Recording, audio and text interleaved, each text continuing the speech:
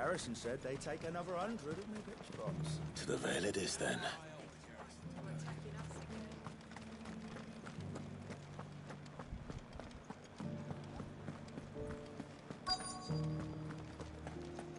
Looks like you've got thirst. But enough talk. How about we return to the Vale? Fancy a peek behind the veil, my lord? I'm looking for a Layla. You found one. So, will your friends be joining in? Or just watching? We're not here for your services. We simply want to talk. What you do with your time is up to you. The price is still the same.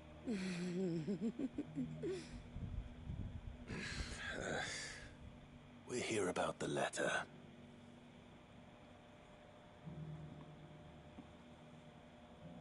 Oh. Sorry. I suppose you'll be wanting to know who wrote it then. Among other things. Look, I'm just the messenger here. There's only so much I can tell you. Specifically? A location, north of town, on the shore of Isle of Feist Bay. There you'll find a tent, and the woman who can answer your questions. And that's all? Nothing else? Actually, one thing. There's more than flowers in the meadows these days. So keep that sword of yours to hand.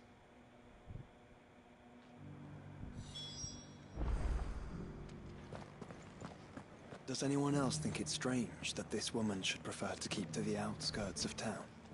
Not if she realizes the value of the information she's party to. And the danger it puts her in.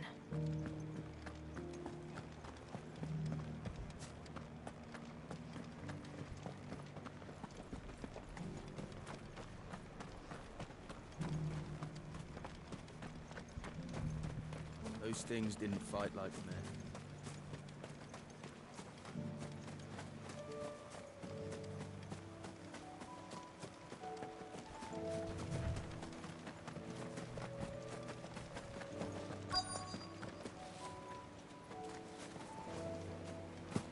Well, the tent is where Layla said it would be. Yes, but who? It's empty. Why am I not surprised?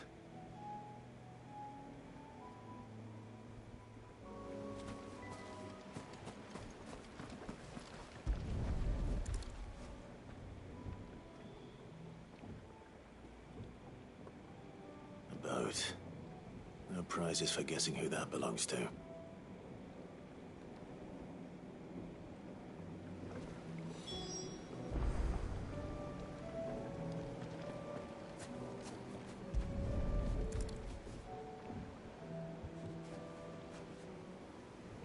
The embers are still warm. So you're Sid.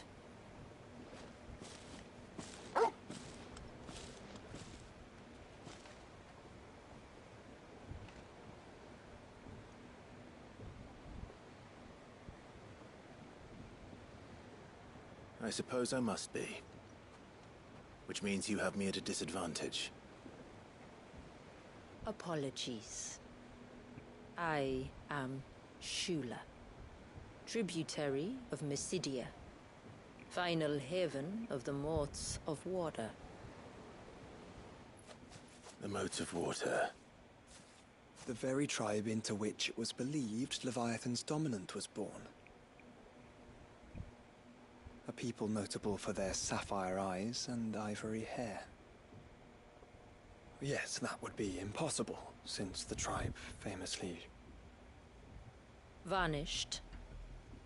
Was exterminated. Despite the best efforts of both church and state, we are still very much alive. Though we've managed to keep that fact hidden from good Grieger's faithful for over a century. Along with Leviathan's dominant.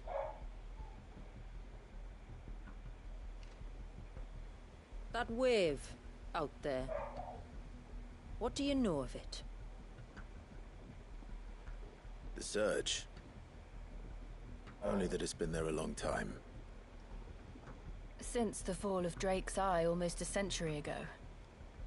Some claim the two are connected, but none can speak with any certainty.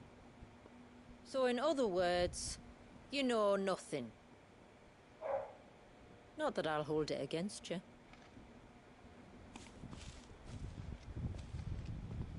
The wave was raised by Leviathan in an act of rage. Moments before the waters were stayed, and the icon and its dominant bound within. And you want us to? Rescue him. Yes. You see, a little bird told me about a certain outlaw with a singular knack for putting unruly dominants in their place. And ours is about as unruly as they get. For years, we've searched for someone who could hold their own against an icon.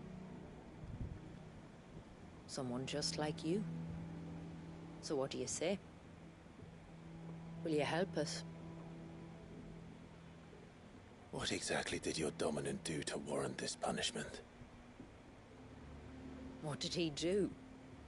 He committed the greatest crime one of his kind can. He was born.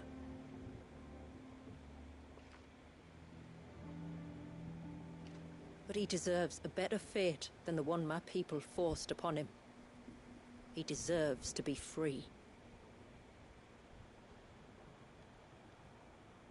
As do we all. Very well. Far-fetched though your tale may seem, something tells me you speak in earnest. So we will do what we can for your dominant.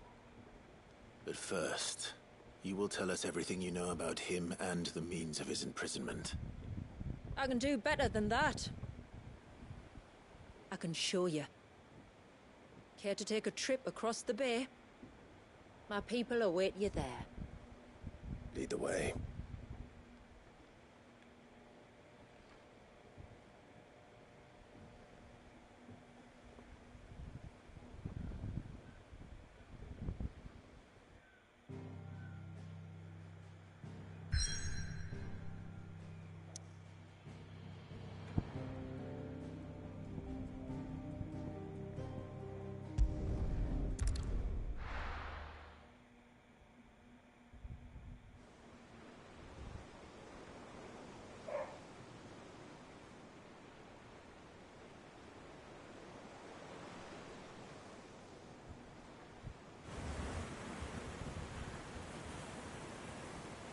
All right, you might want to hold on to something. We're coming up on the wall, and passing through can take a bit of getting used to. I don't see any wall. Of course you don't. That's the point. It's a glamour woven by our ancestors to keep our village hidden from prying eyes. But don't take my word for it. Watch.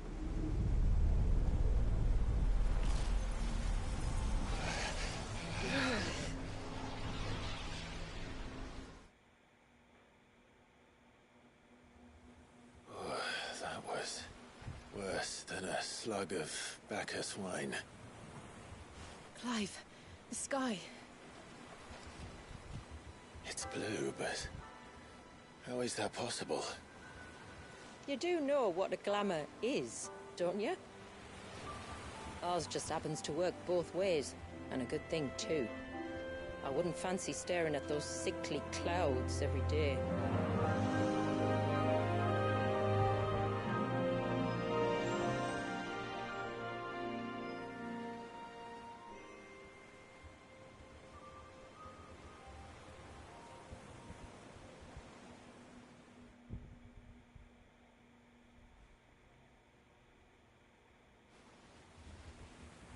And that concludes our little voyage. We're here.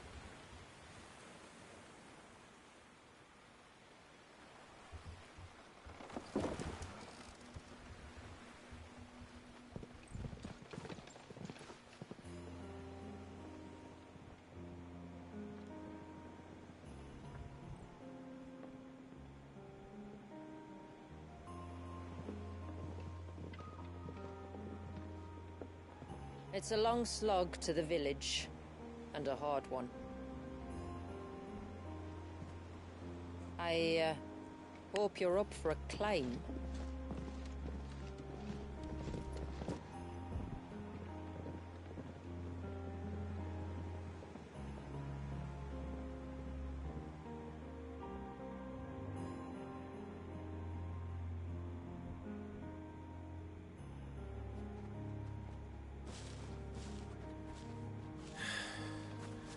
Finally. What? You didn't think we'd arrived, did you? The village isn't up here. It's on the other side of the mountain. Of course it is.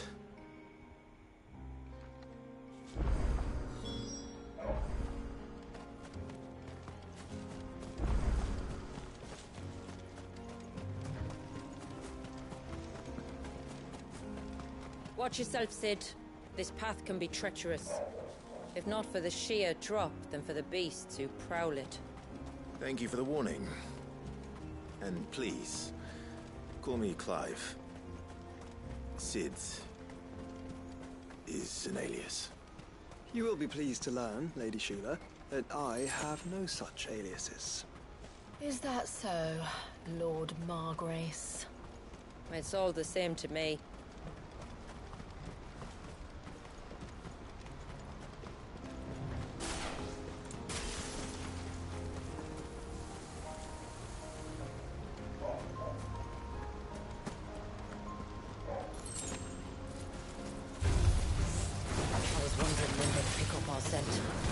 Stand back.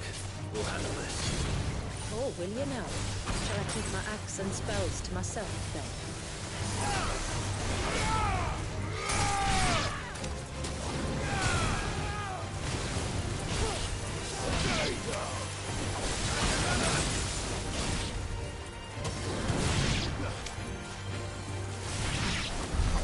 Earlier you mentioned spells, yet I see you carry no crystals. Since when did a bearer ever need crystals? But then, where is your brand? Waiting for me in Sombrek, if I ever get careless.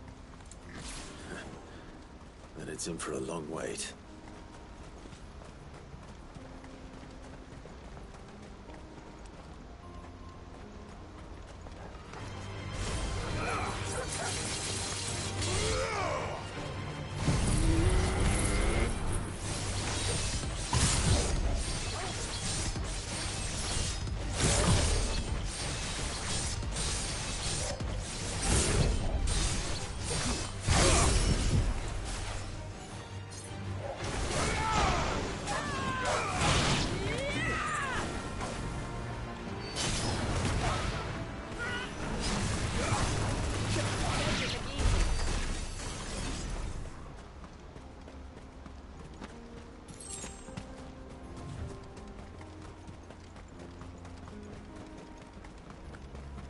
We're almost at the summit.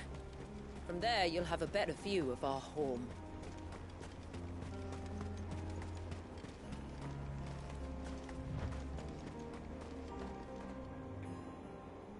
Few have ever set eyes on what I'm about to show you. Just so you know. This is not what I expected. Welcome, my friends, to Mysidia.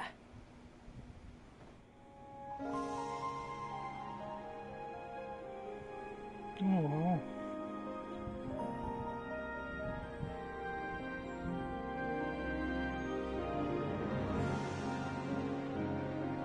It's been a long time since I saw the North looking so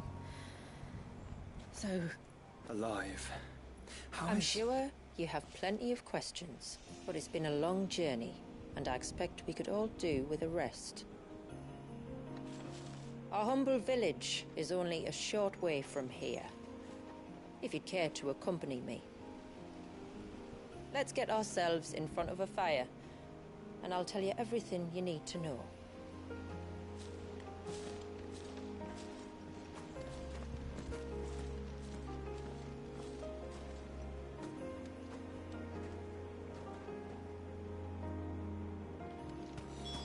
It's beautiful. Shula. And we aim to keep it that way.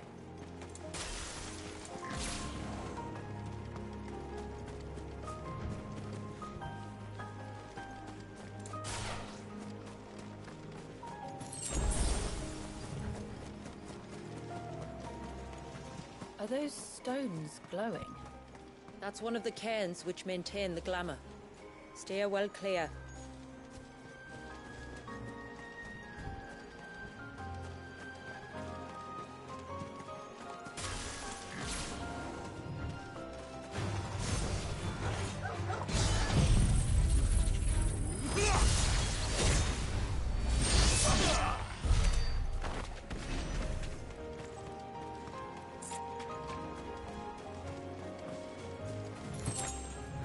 If the surge was an act of rage, One wonders what prompted it.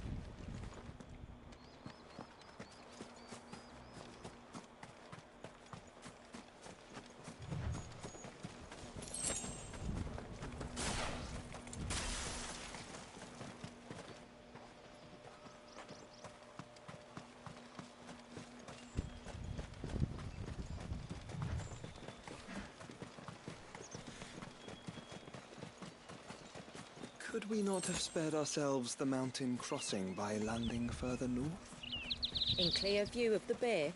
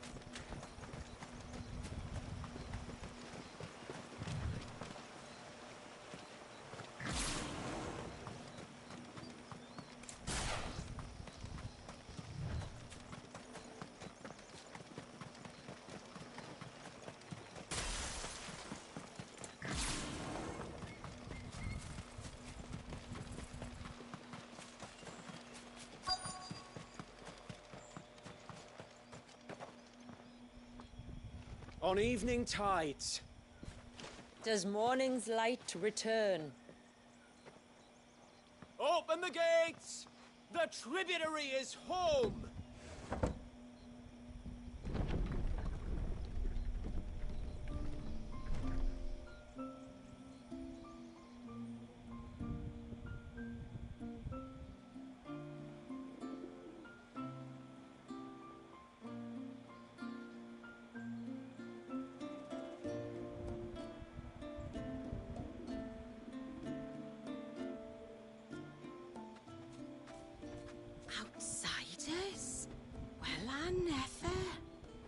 look at the size of that dog. All right now, back to your duties. You'll have to forgive my people their curiosity. We don't get many visitors. Or any, truth be told. Then we are honored to be the first. This is quite extraordinary. Like stepping into another world. So do you believe me now? You've made it difficult not to, my lady. But how did your people chance to settle here in the north? Unless I am much mistaken, the moats of water long called the coasts of Southern Ash their home. Until Drake's Horn fell and the Blight forced them ever inland, where... We met our doom, along with our dominant. I see you've read the Gregorian Church's account, but perhaps you'd like to hear ours.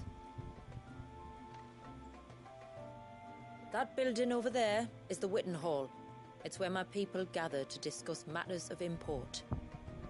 We can speak more inside, once the place is ready to receive you. It shouldn't take long, but you're welcome to explore the village while I see to things. Thank you.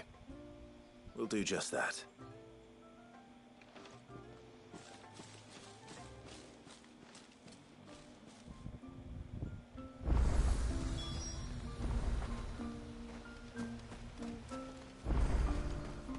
That'll be them then.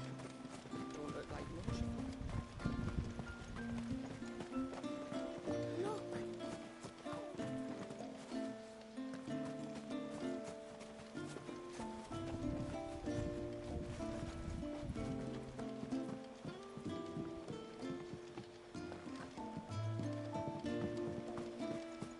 Look, Nan, it's the outsiders.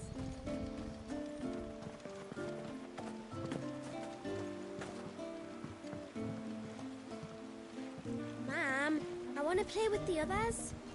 Well, you should have thought about it. How long do you think this bridge is?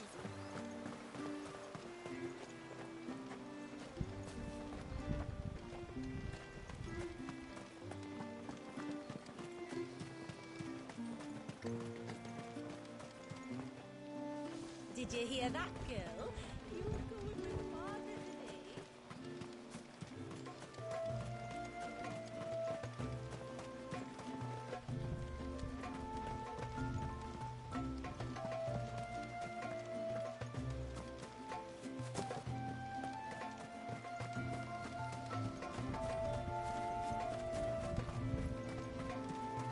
The poor things are as pale as gold.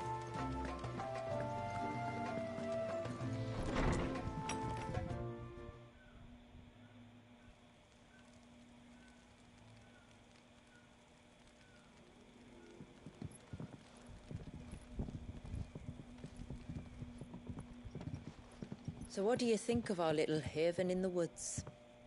It might not have all the comforts of a southern settlement, but at least it's ours. And there's a lot to be said for that. It can't have been easy keeping this place a secret. Not easy, no.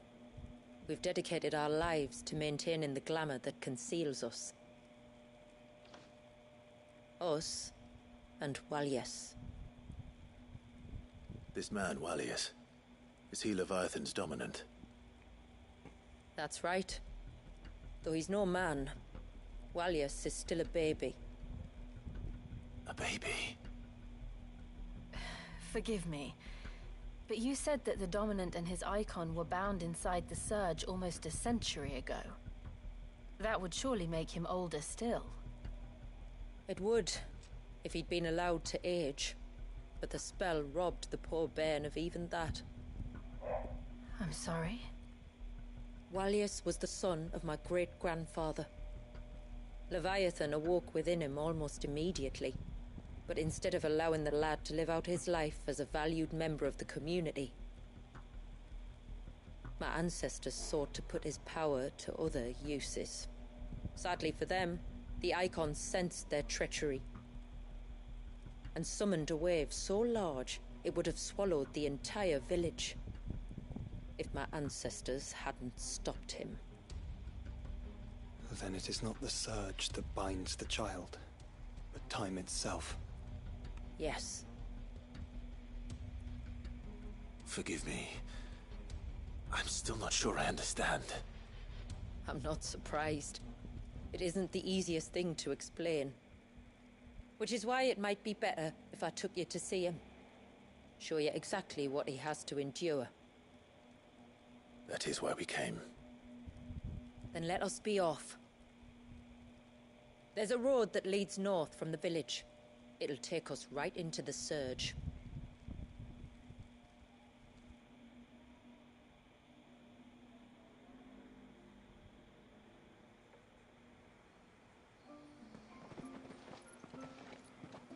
Are you bound for the Wave, tributary? We are, Delina. Have you spread the word about our guests? I have. Everyone knows to treat them as family. You shouldn't have any trouble now, but just in case, I would have you accept this symbol of our people.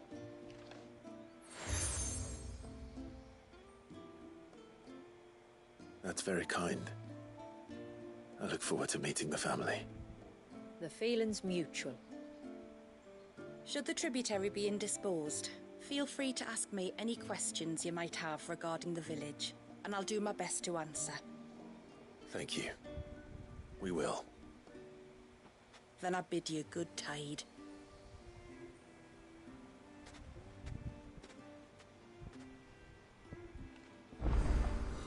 Our storehouse lies across the bridge. If you're short of supplies, you may find what you need there. Though we will have to ask you for recompense, poor as we are. You are Sid, aren't you? The man the tributary told us about? I wonder if you could help me. With what exactly? Oh, nothing too troublesome. Do you know my husband, Pavat? He's the village smith, among other things. Anyway, his name day's not far off, and I wanted to make a gift for him. He's a craftsman, you see, and he's been fretting about running low on the flowers he uses for dye making, so I wondered if you might collect some for me and give them to him. Would this gift not be better coming from you? Perhaps, but it can't, for reasons I can't go into. Please, I know it sounds daft, but I'd be ever so grateful.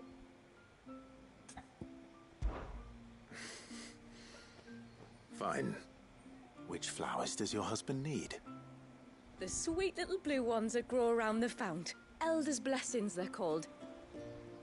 We use them to dye our fabrics so we always feel close to water like they are.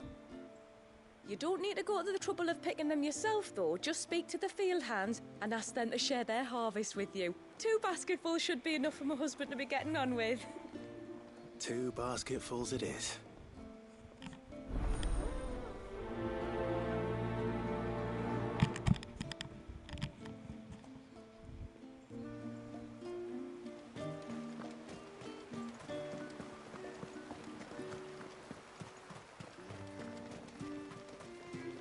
I'm not arguing. The child must be safe.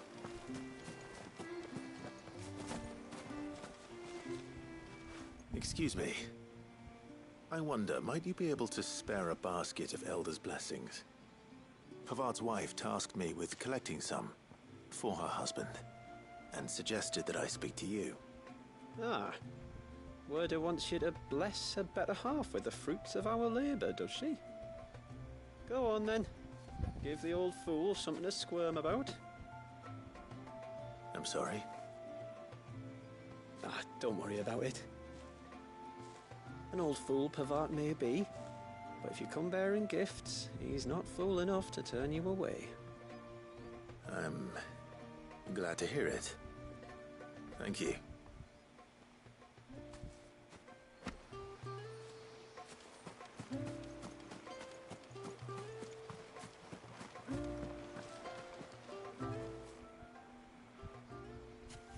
Ah, welcome to Haven, friend.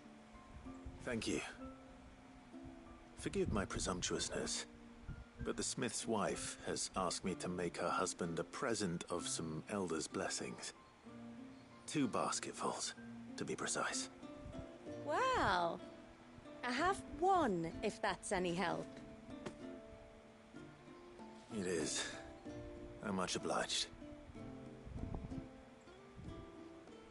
They really are beautiful. Aren't they just? Though that's not the only reason they have a special place in our hearts. Legend has it that when our people fled from Ash, the tributary of the Tyne took some seeds with them. And as they wandered high and low across the Twins, he'd plant them wherever they stopped for water. Every elder since has done the same. So when we finally put down roots here in Mysidia, the flowers did too.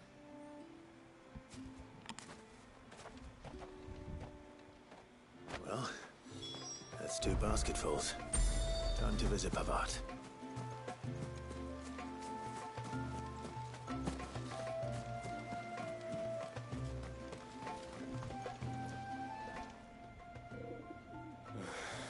What do you want? Your wife asked me to bring you these flowers.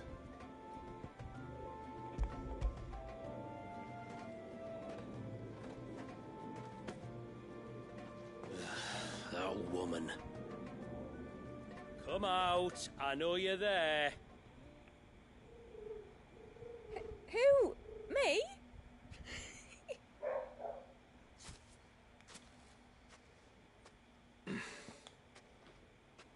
Would either of you care to explain what's going on? I'm sorry. I didn't mean to deceive you. It's just, my husband can be a bit standoffish at times, and I thought this might be a good way for the two of you to get acquainted. What with you being a swordsman like, and him being the only smith in the village. It'd be a shame if you couldn't turn to him for help. The only reason he couldn't turn to me for help is because I had my hands full with all the orders you lot dumped on me. I'm pretty much done with them now, though. But, for the record, the tributary said that we were to lend you outsiders our aid, and that's exactly what I was planning to do. With or without my darling wife's meddling.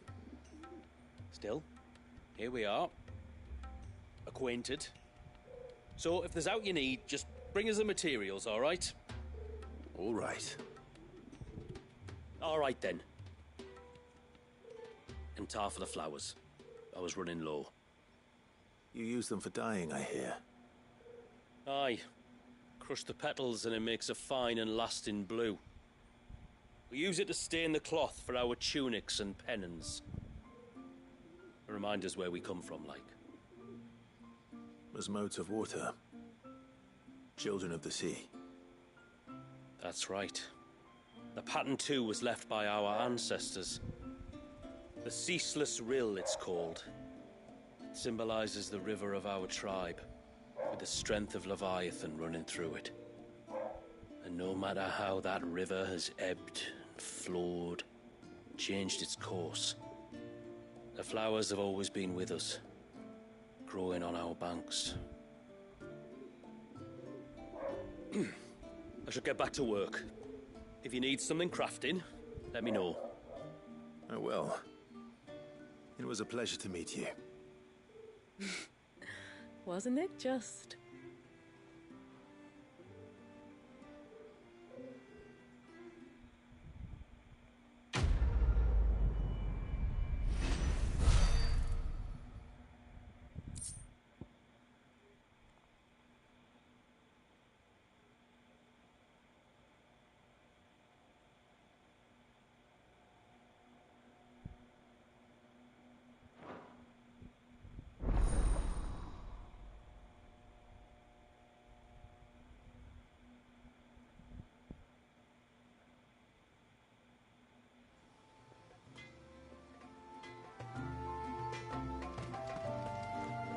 What is it you want?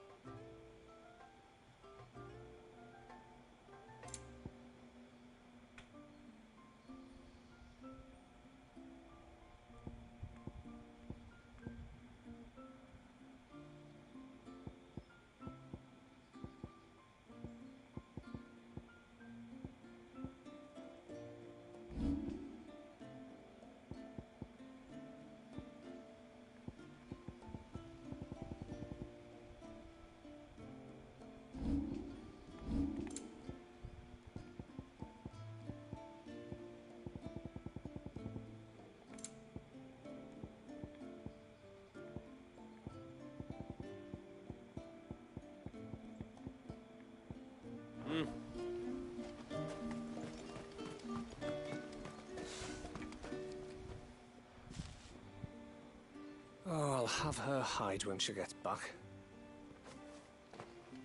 Oh, sorry. I was leagues away. How can I help you? If you're after something from the storehouse, it's actually my wife you'll want to talk to. She will have to charge you for the goods, though. Not that we'd fleece you or anything. It's just, you know, needs must. I understand. Saying that, she might not be able to get anything down for you for a bit. Ah, right. She's got her hands full with the inventory, you see.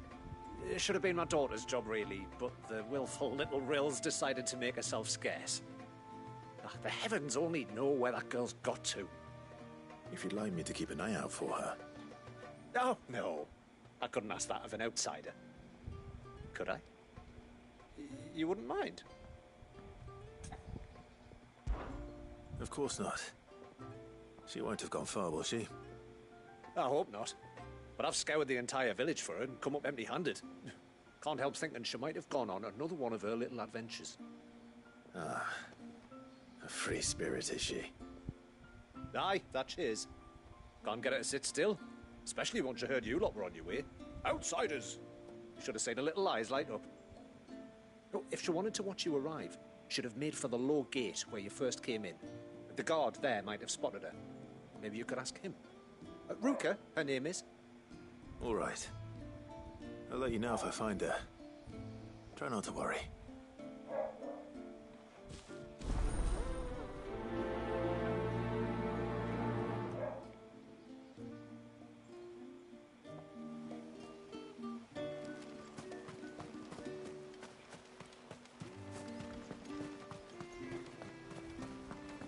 Hear me, mine ancestors.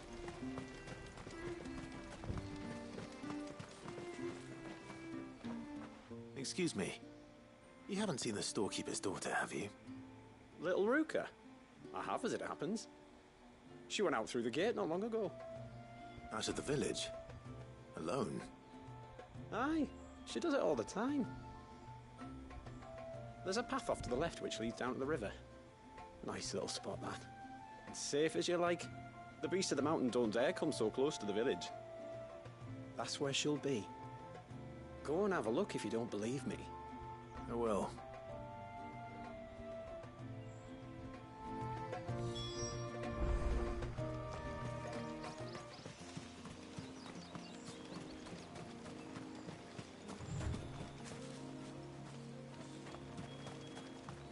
This must be the path.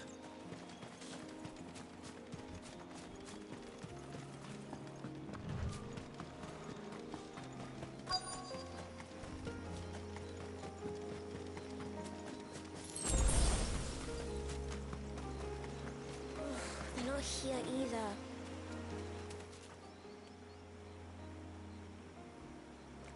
It's you!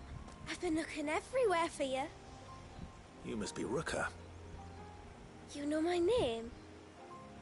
Can you lot read minds? Your father asked me to keep an eye out for you. You left without telling him where you were going. He was worried. But I went to look for you. Well, now you found me.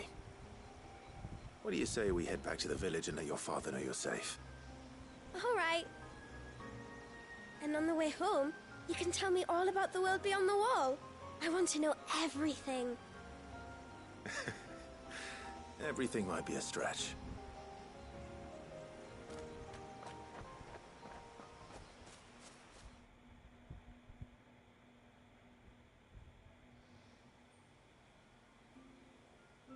Thank you for bringing her home.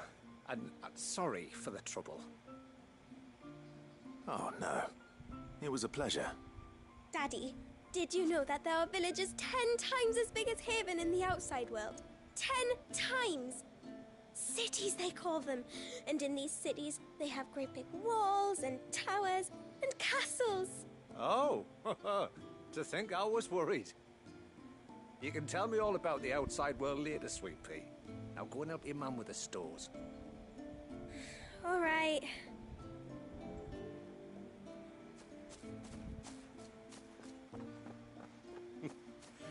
Thanks for putting up with her questions. She, has a lot of them.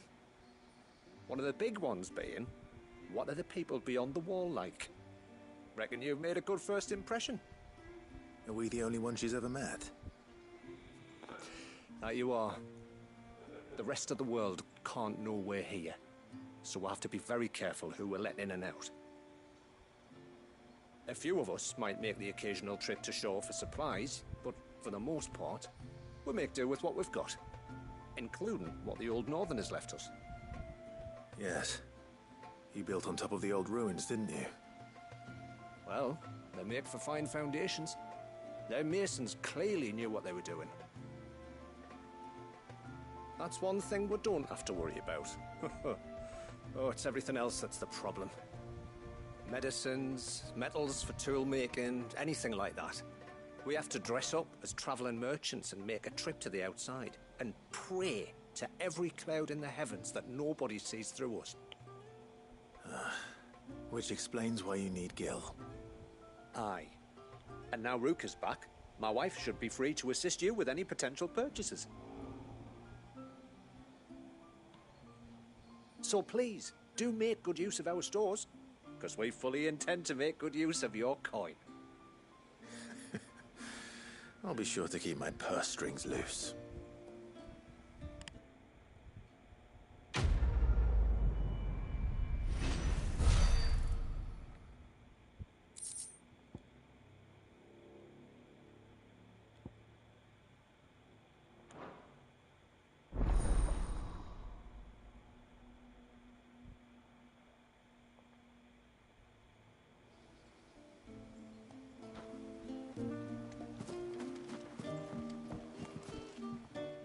Thanks for bringing me daughter back. I don't grudge her looking for adventure, but she's got to pull her weight like the rest of us.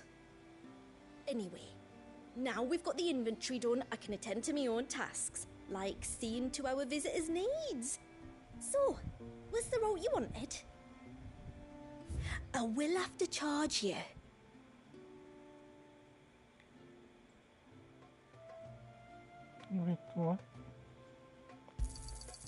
May it serve you well.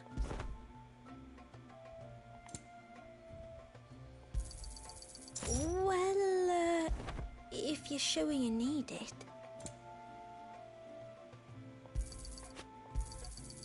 May it serve you well.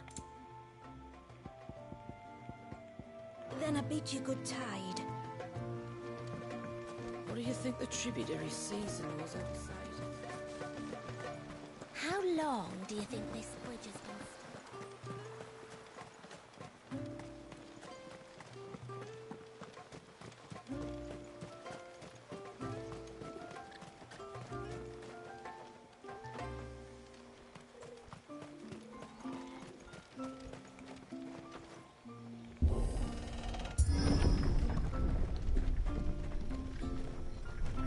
There's a pair of ships just up ahead.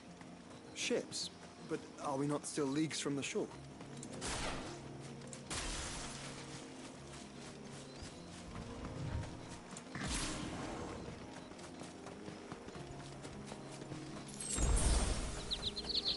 The quickest route to the surge is due east, past the second galley.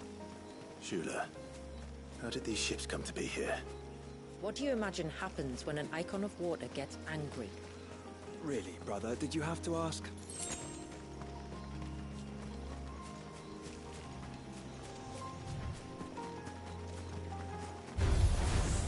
Tongarees. Foul creatures consumed by their hatred for everyone and everything.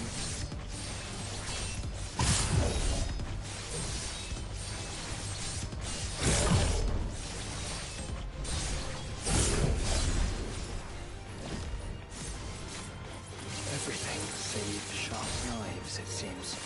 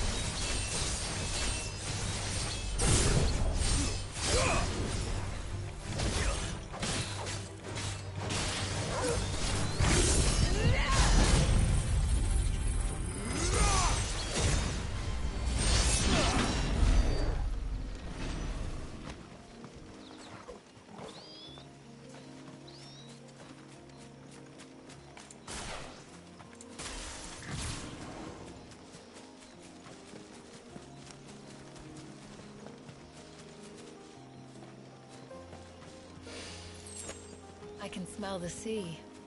It's not far now.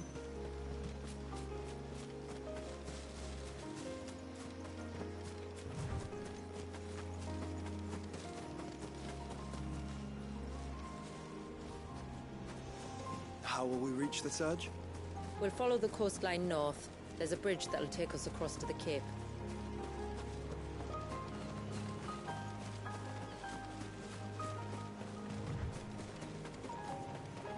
You don't want to go down there. Trust me. Do I even want to ask why?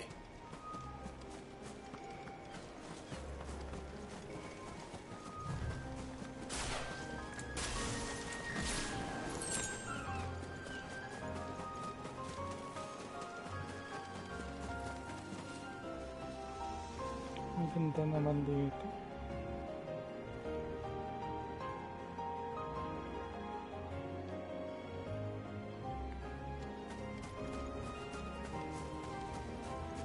Might I inquire about the Ray of Light? It's what prevents the surge from being reclaimed by the sea. And Dwalius by his people.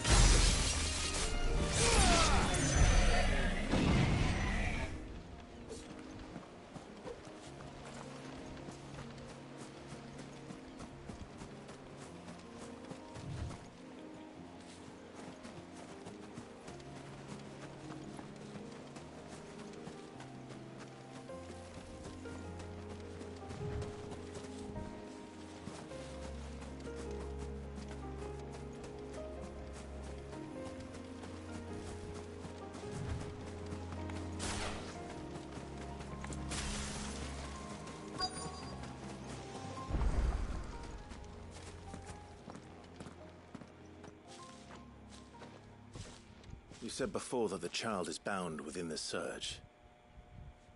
But you've yet to tell us how we're meant to reach him. I trust we won't have to hold our breath. No. The surge wraps around the cape without engulfing it. If we continue to its tip, there is a path down to the seabed. And the wave's origin. All right. It won't be the first dominant we've met at the bottom of the ocean.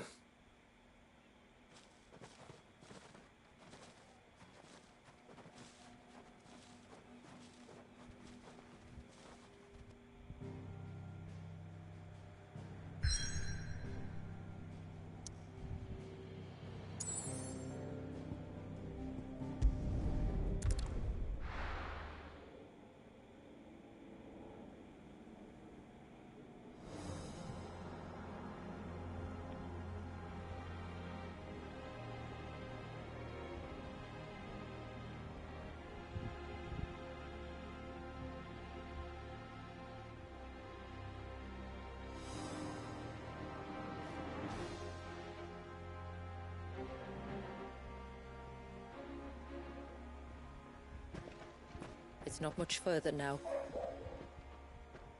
The path seems well kept. Do you and the villagers often come this way? Only me. Once every new moon without fail. It is my duty both as village elder and Walius's descendant. But surely no one blames you for what happened. Why should you bear the responsibility alone? You misunderstand. I do it because I want to. To show him that he isn't alone, and that there are still some of us who would see an end to his suffering.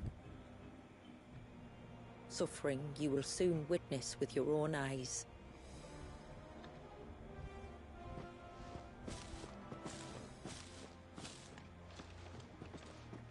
The forest grows quickly here.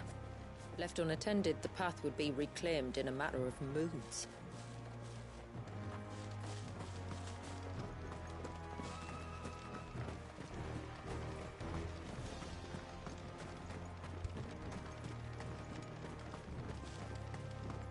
Does the light point the way to the child? It does indeed.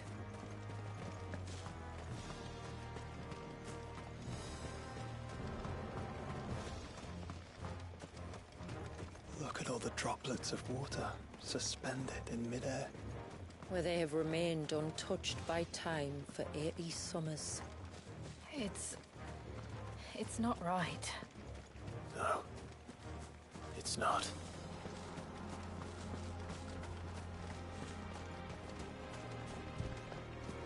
There. Up ahead.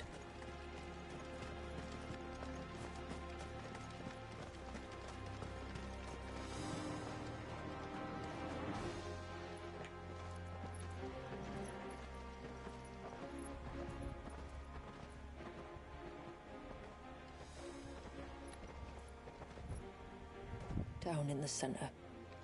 Follow me.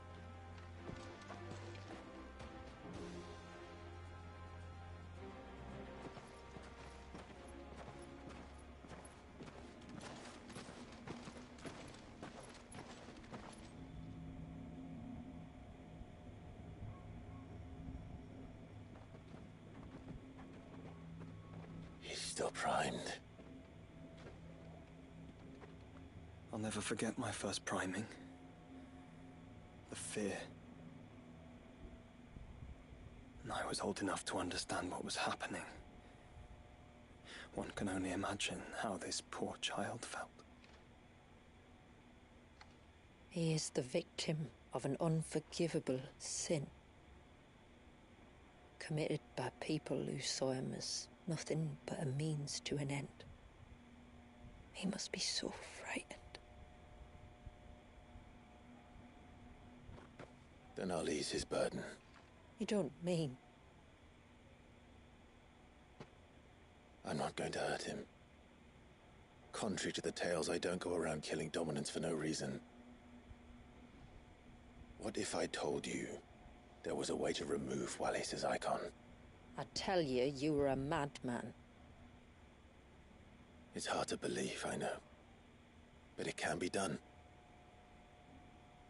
Though, it isn't without its risks. Part of the icon remains no matter what. So, it might still come to violence? I don't know. It depends on the dominant. I've seen things end well, and I've seen things spiral out of control. But I do know one thing. If we turn our backs on this child, there will be no end to his suffering. And I think that a worse fate than the alternative.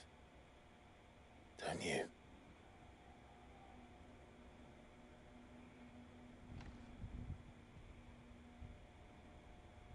Very well. Do what you must. And whatever happens, I will own the consequences. Don't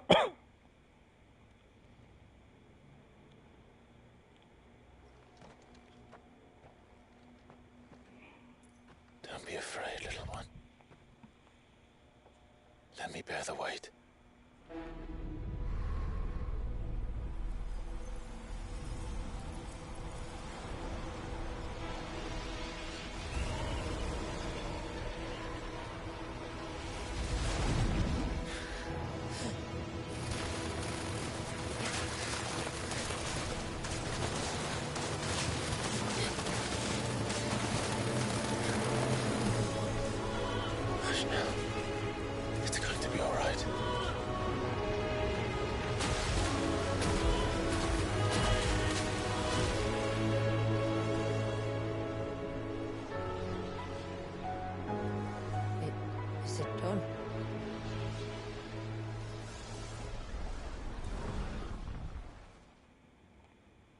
I think so. I can feel the icon inside me. But something's wrong.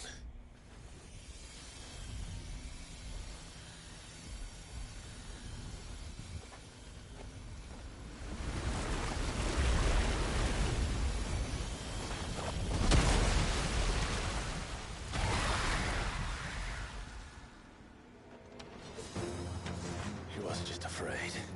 He was angry. All right. Let's see what you've given me.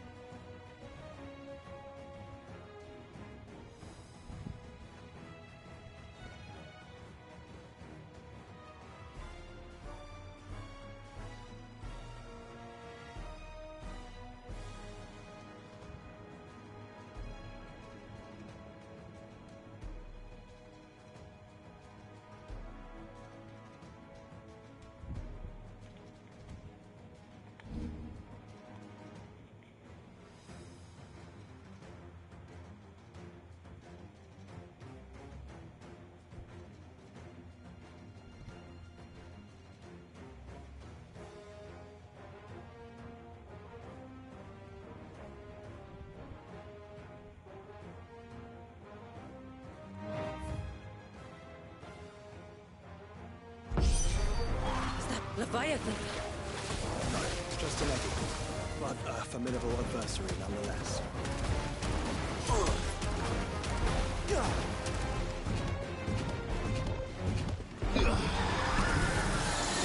Oh, look. It has friends. Farewell.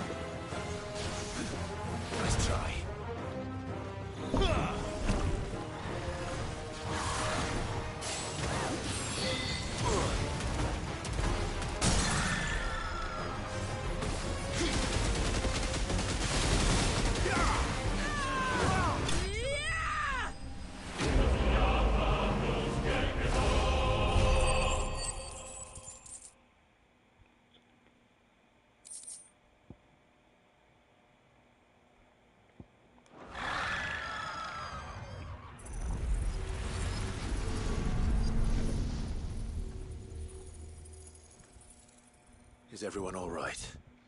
He seems calmer now. You said Walius was frozen in time. But he knew we were here. How? I don't know. He's never reacted to anything or anyone. Until now. The child has been bound for nigh on a century. If he has been conscious from the first, we must remove the seal at once. It's not that simple. I wish it were, but... there's more to this tale. It would be better if I explained back at the village. I see. Then let's return before it gets dark.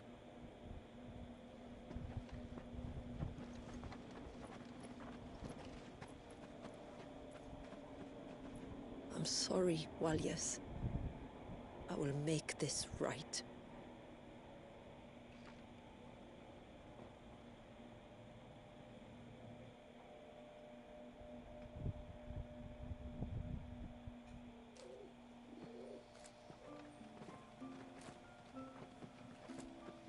So, part of Leviathan is inside you now, is it?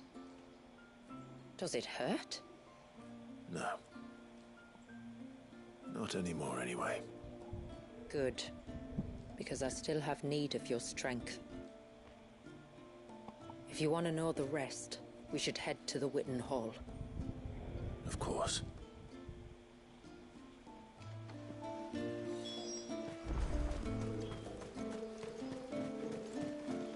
Look there! The tree's back.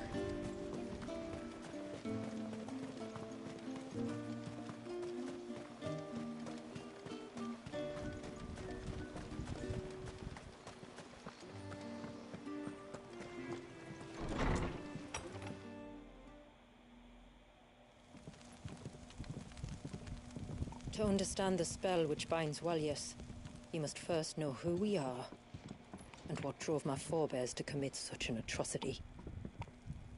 This tapestry is our story, the one that brought us here. After generations of wandering, my people sought refuge in northeastern Storm, some 170 years ago. But in exchange for our safety, the Gregorian Church demanded we renounce our faith, and branded us heretics when we could not. To be exterminated, as a lesson to others. And so was it chronicled in the Imperial histories, for anything less would have made the Church seem weak. Yet a handful survived. The few who did fled north and west, and in doing so discovered two things that would forever shape our fates. The first was an old legend, revealing how to make your very own Mother Crystal. I've heard that one before. Yes, yet it gave them new hope, however false. Our ancestors convinced themselves that they could recreate the divine if they could only find a strong enough heart. A living being capable of channeling torrents of ether. And the heavens provided. A dominant. Well, yes. They'd stumbled across a nostrum in an ancient ruin, which they believed could provoke a sudden outpouring of a creature's ether. They meant to enrage his icon. Leviathan would have destroyed everything, had our people not made their second important discovery. A means to stop time itself. Where did they find that? The Northerners had no such magics, or they would have used them. When our ancestors first arrived, the land was uninhabited, save for an old witch who lived on the highest peak. Her body had been consumed by the curse, a cruel payment for her long years of service to the Northern Thanes. So desperate were they to prevent the fall of Drake's Eye, they'd forced her to devise a spell to stop time. But Drake's Eye did fall. It did, When she finally perfected the necessary magics, it was already too late.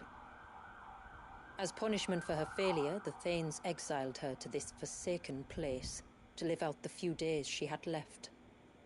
Knowing her suffering, our ancestors cared for her as best they could, and in return, she gifted them her spell. That even though she should die, her legacy might live on.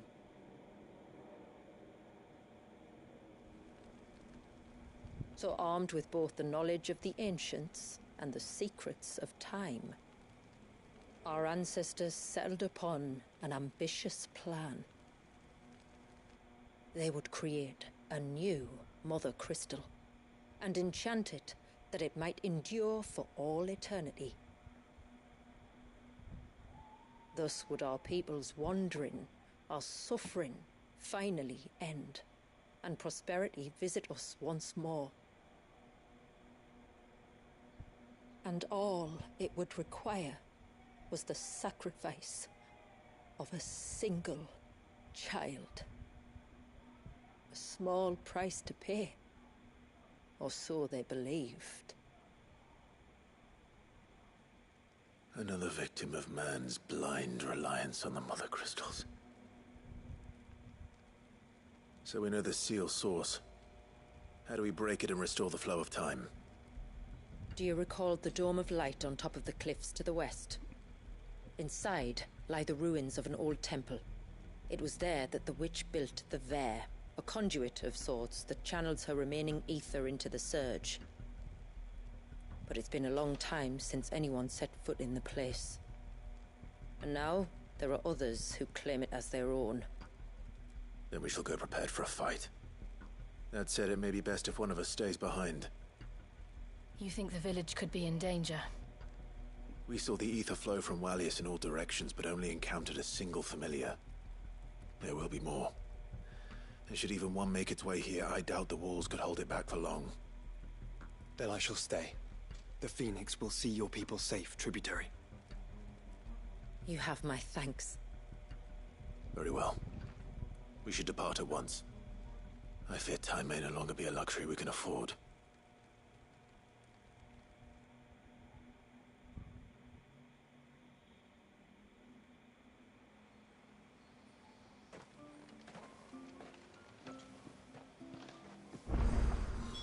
The Vare is not easy to find. We must first head north, and then west, deeper into the forest.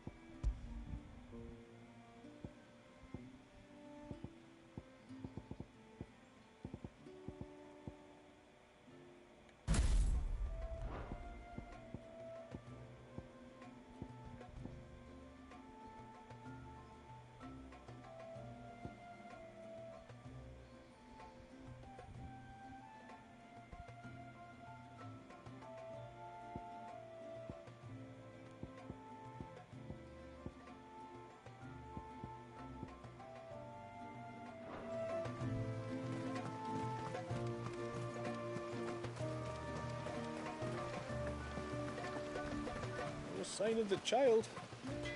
You don't think... What is it you want?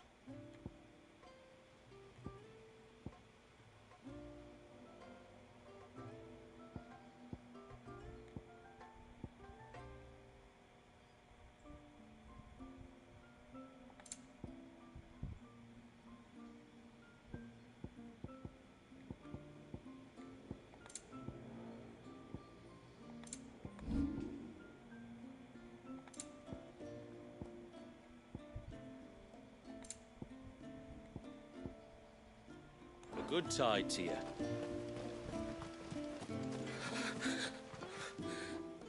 Just try to breathe. That's it. Is everything all right? Ah, you're the outsider. I'm Fannet, healer by trade. And this is Talor, one of my patients. He took ill not long after you arrived. Nothing too serious, I hope.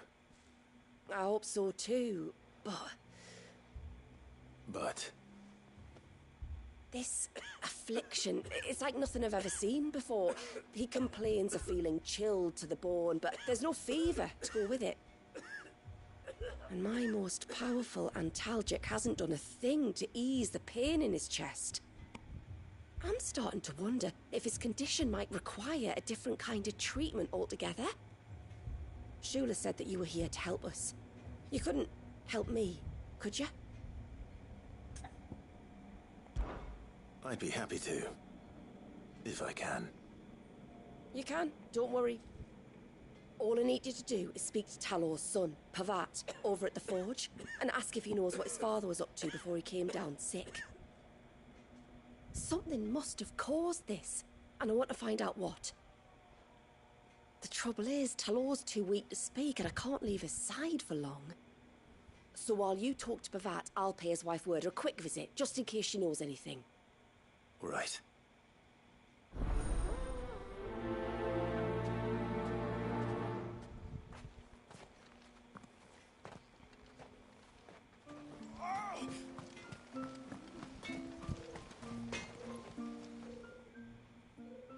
Oh, do you need something? I do, though not from the forge. Fannet asked me to speak with you. She's looking into the cause of your father's illness and wondered if you could shed any light on the matter. I see. Sorry. She shouldn't have dragged you into this. It's no trouble, really. Tell me, did your father do anything out of the ordinary before he fell ill? Not that I know of. But then I hardly see him. He's always out and about, like. Well, at least he was. Suppose he might have been a bit more fidgety than usual, but apart from that... When you say out and about, where does he usually go? Just round the village. Wanders over to Blazier's place most days. He's a fisher who lives on the other side of the fount. They're old friends. Maybe he knows something I don't. Maybe. I'll go and speak with him.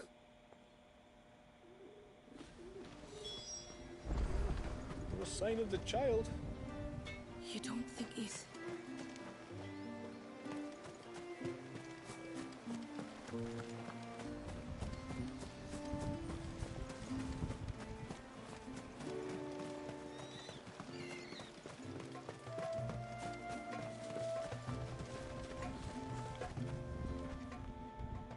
Greetings, stranger. What can I do for you? Your name is Blazier, is it not? Pavat tells me you're a friend of his father's, and that the two of you may have spent some time together prior to his illness. His illness? Talor's never been ill a day in his life. I don't know why he'd start now. Oh, Fanny doesn't know either. It was she who asked me to look into his recent behavior on the off chance it might explain how his condition arose. Oh, I suppose there was something that struck me as a bit odd. He kept asking about the woods. Did you see anything strange on your way back from the shore? Are you certain? Do you swear? That kind of thing. I didn't, of course. But he wouldn't let it go. It was like he was expecting something to happen. It was just a matter of when. Not that I know what. But he never told me anyway. Well, that certainly does sound unusual. And it might just be what Fanet is looking for. Thank you. Ah, don't mention it. Oh, and when you say Talor, wish him the best from me, eh? Let's see what the healer makes of this.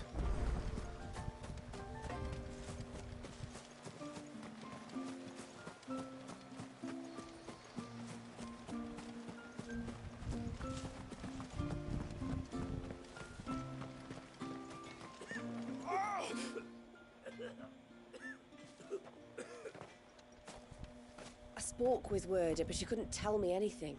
Did you have any better luck? Nothing conclusive. But there was one thing. Lazir, the fisherman, told me that Talor had taken a sudden interest in the forest of late. He kept asking him if he'd seen anything unusual there on his way back from the coast, but never let on what exactly he was expecting him to have seen. The forest between here and the coast. Surely not. But then... I can't say for sure, but I think Talor's illness might have some connection to the Tomberries. You may have encountered them during your time here. The small, scaly beastmen. And you think they may have caused Talor's illness? I do. At least in a way, and if I'm right, it's no wonder the treatments I've been trying didn't work. Oh, I know it's a lot to ask, but would you go down into Father's Fell for me? There's an altar there, and if my fears are true, an offering upon it.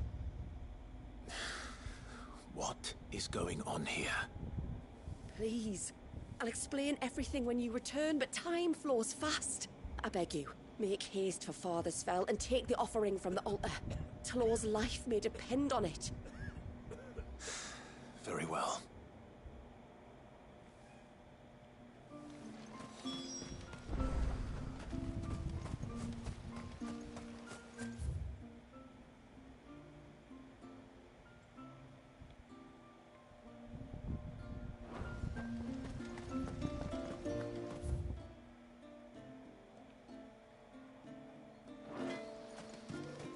No sign of the child. Hello, love. Ang ka mo nagising, love.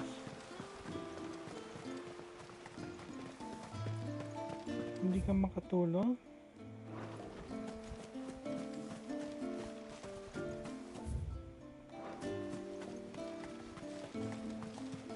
Oh.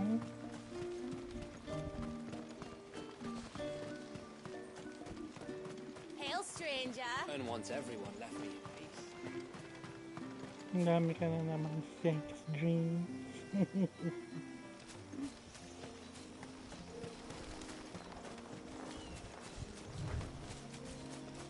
Before, we turned east at the shipwrecks to reach the coast.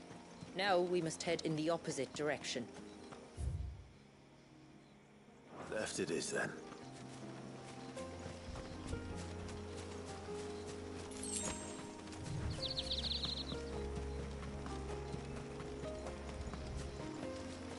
If there's one thing I know about beastmen, is that they love to hide in the dark.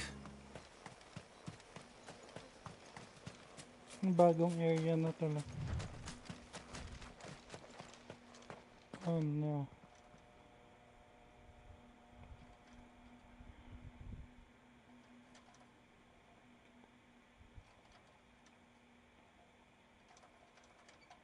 What are they up to? Some sort of ritual.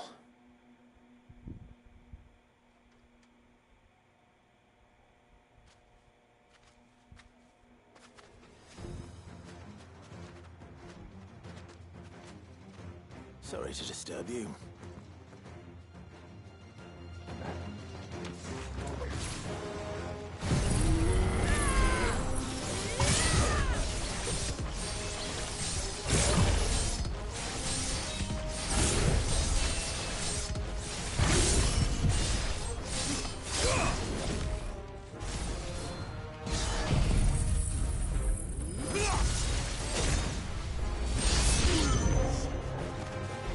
Ang dami pa.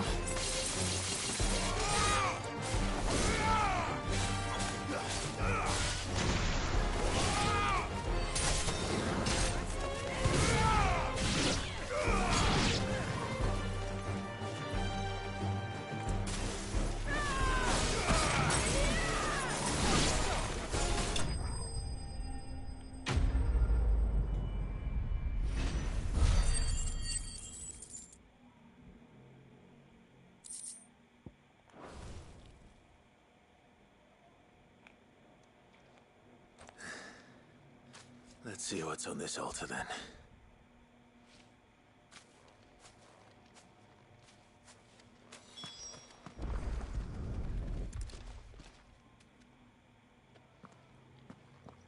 A silver chain. I doubt the Tombrys made it. This must be what Fennec was talking about.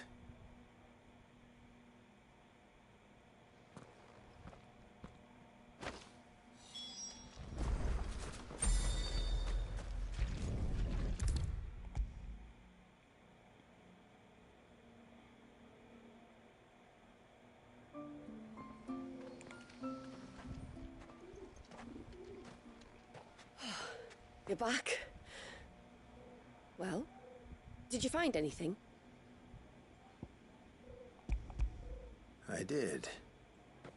This silver chain. I knew it. Well, I'm still none the wiser. Forgive me. This chain. It's a Gregorian Maternoster. Worn by men of the faith. What's it doing here? And why would the Tombrys be praying to it? To understand that, you need to understand what the Tombrys are. They feed on hatred and suffering. And some say that if you render them an offering, some token of grievance against your fellow man, they will put a curse upon him. So you think someone's put a Tombry curse on Talor? I can't say for sure. Truth be told, I always assumed it was an old wives' tale. But given his fear of the forest and the presence of the chain on the altar, I don't know what else to think. Does Talor have any enemies in the village? Anyone who would nurse such a grudge? No, I believe the one who left the chain at the altar was Talor himself. I beg your pardon? But there's more to the tale, you see. It's said that if you attempt to curse a soul that has returned to the sea already, your ire has nowhere to go but back to its source. You're saying he cursed himself? In trying to curse another, aye. When my father was younger, he was one of the few permitted to venture beyond the wall on trading expeditions. He told us that when he journeyed to Sanbreque, he'd wear that chain to disguise his true beliefs, lest Griega's faithful turn their cudgels on him. Did they ever catch him in his deception? Might that explain the ill will he bears someone? Not that he ever told me. Come now. Let's not waste time speculating about Talor's past. We need to focus on the present, and that means finding a way to break the curse. All right. If there's anything I can do to help, let me know. Thank you. I shall. Aye, and thanks for going to all this trouble. Here, it's not much, but I want you to have this. We call it an Adder Stone. It's a gatherer's charm. Reacts to certain rare minerals we use in crafting. Makes them ring out like a bell, stuff you'd have no chance of spotting otherwise. If you find anything, see that you bring it back to me. I can make you some decent gear with it. If you're interested, like. I am, thank you. And I'll be sure to pay you a visit. Until then, I wish your father a swift recovery.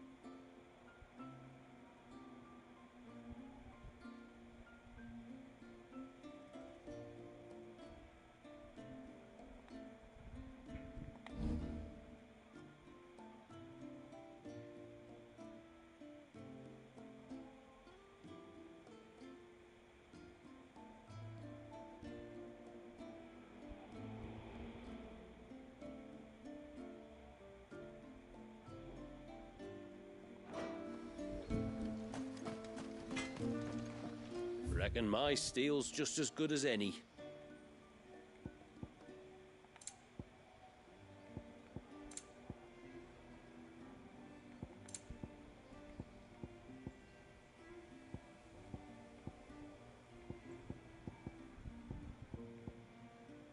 A good tide to you. No sign of the child. You don't think he's...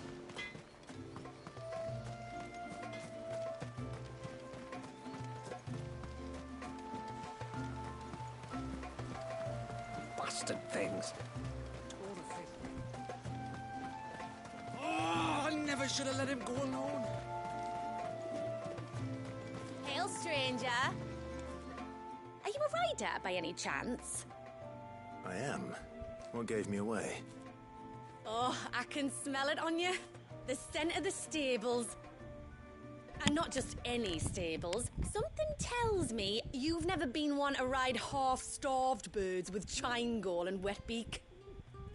If I had a guess, I'd say your bird eats only the finest greens and has her feathers groomed twice a day with a curl hairbrush. Nothing but the best for my Ambrosia.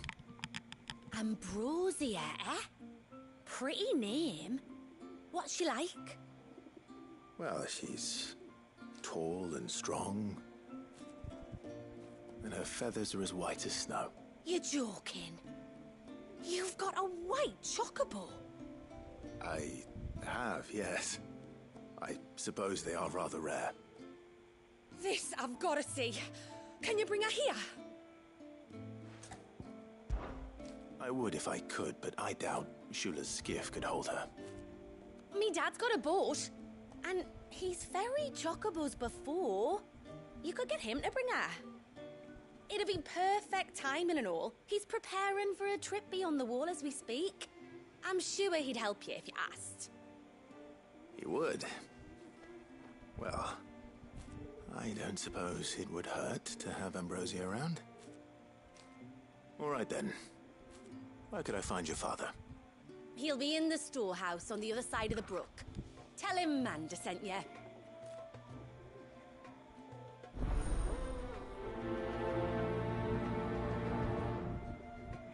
True.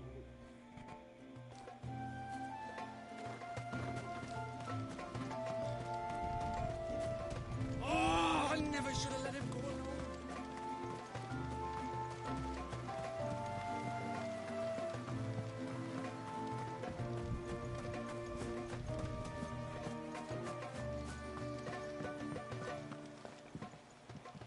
You one of the outsiders, then? I am. Shula invited me. Are you Manda's father? I am. Got you running errands for her already, has she? She's asked to see my chocobo, but I'd need your help and your boat to bring her here. Or you could just say no. Honestly, that girl and her birds, she'll be growing feathers soon enough. Well, truth be told, I didn't take the idea seriously at first. But thinking about it, it would make it easier to get around if I had Ambrosia here. Can you help? Well, if you're sure that's what you want. The tributary says we're to treat you lot as we would each other. So, if you need me to ferry your bird over, then that's what I'll do. Still, they don't take the water easily. I'll need you to bring us a mimic gourd or two to keep her calm on the journey over. And where would I find one of those? Oh, don't ask me. It's been years since I last brought a chocobo across the bay, and I'm told the world's changed a fair bit since then. Where do you usually get your stable supplies from? Well, the man who made Ambrosia's tack lived in Martha's Rest, and if I remember correctly, he traded in chocobo feed too. So I suppose I'll go and ask him. I'll be sailing over to Northreach soon to pick up some supplies. While I do that, you collect your bird and your gourd, and then meet me by the shore. Just don't take too long, all right?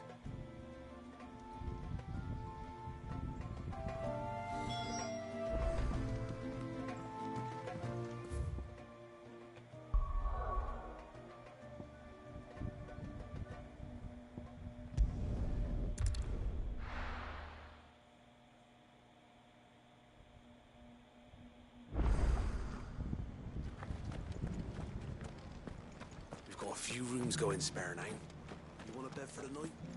Speak to Martha. I remember you. You're the one who saved Whiteheart. How's the old girl doing? She's very well. Thank you. Oh, don't thank me. You're the one who saved her. Anyway, what brings you to the rest today? I was hoping to purchase a Mimit gourd. And I thought you might be able to tell me where I could find one. Oh, reckon I could do better than that. Just so happens, I've got a whole carload of the blasted things. Not a buyer in sight. Really? Aye, you'd be doing me a favor taking a few off my hands before they turn to mush. But just be on the lookout for wild birds, eh? Don't want them chasing after you like they did me. I will. And thank you. Oh, you're very welcome.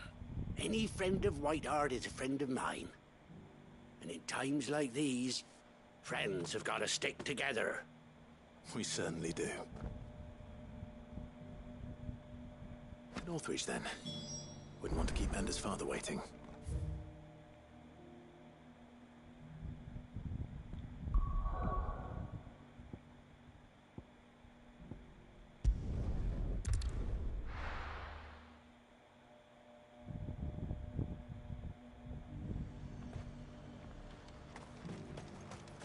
And how might I help the garrison today?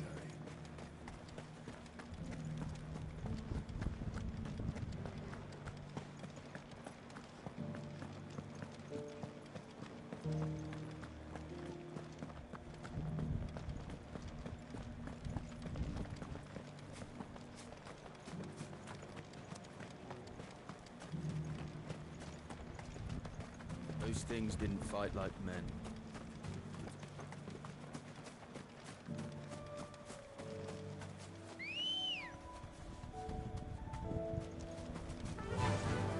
Run like the wind.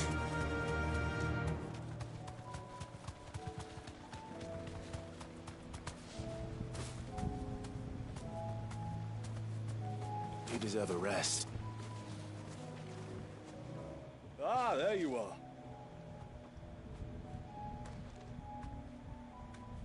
And this must be Ambrosia, was it? Oh, she's a real beauty, isn't she? I have the Mimic or two. Here.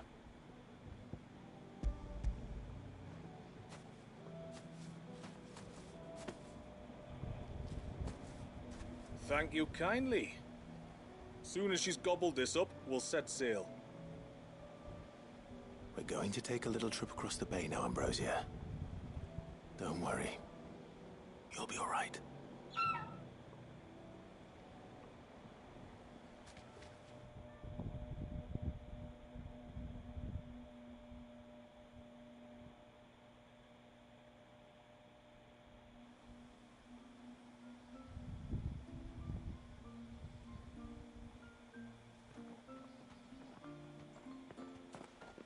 Well, we made it. You didn't all? She is as white as snow. You're beautiful, aren't you, girl? Brave, too. She was calm as you like on the journey over. The Mimic Gourd will have played its part, of course, but passing through the walls enough to spook most birds even then. Not this one, though. Ambrosia's been through a lot. I doubt there's much that could unnerve her now.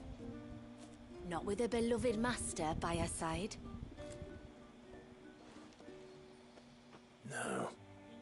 It's you who looks after me, isn't it, girl? Anyway, thanks for bringing her here. I hope I can breed a bird like her someday. And if you and Ambrosia need ferrying back to Northreach, you only need say the word. Thank you. But I think we might explore Mysidia together. What do you say, Ambrosia?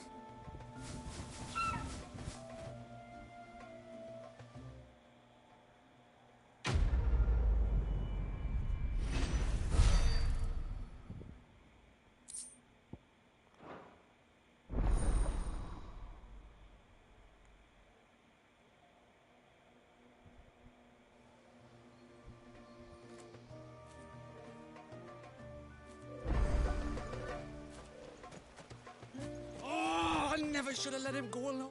Ty, take me. What am I gonna do? You've got to help me. Shula said you were a force to be reckoned with. Are you? Why do you ask? Eh? Oh, sorry. I should explain. My name's Kitav. I'm worried about a friend of mine. He went into the forest and he hasn't come back. Would you help me find him? I can try. Tell me what I need to know. Of course.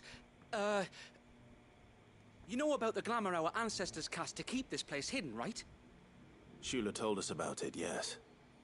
Right. So you know the cairns we use to maintain the spell? Well, it's me and my friend's job to maintain them. If it weren't for the likes of us, it would have faded years ago. So your friend went into the forest to visit one of these cairns? Aye, that's right. He said he was going down to Father's Fell. There are 2 cairns out that way, one by the banks of the Swift Run, and another near the Winged Wains, the, ships in the forest. All right. How will I know this friend of yours? His name's Nasef. He's about my height, but clean-shaven. If you could track him down and see that he's come to no harm, I'd be much obliged. I'll search the village, just in case anyone's seen him, and meet you back here. Very well.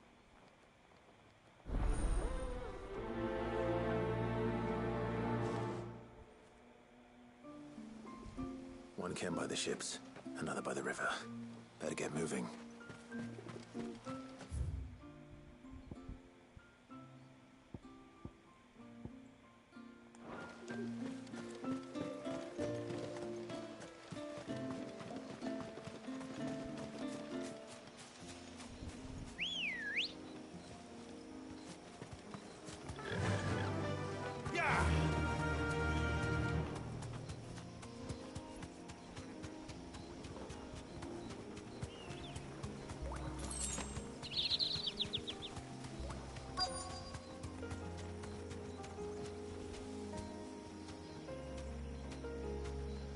Safe.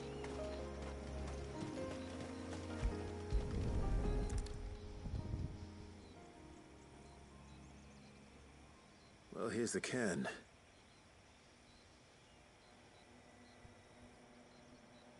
But no sign of Nasef. To the riverbank, then.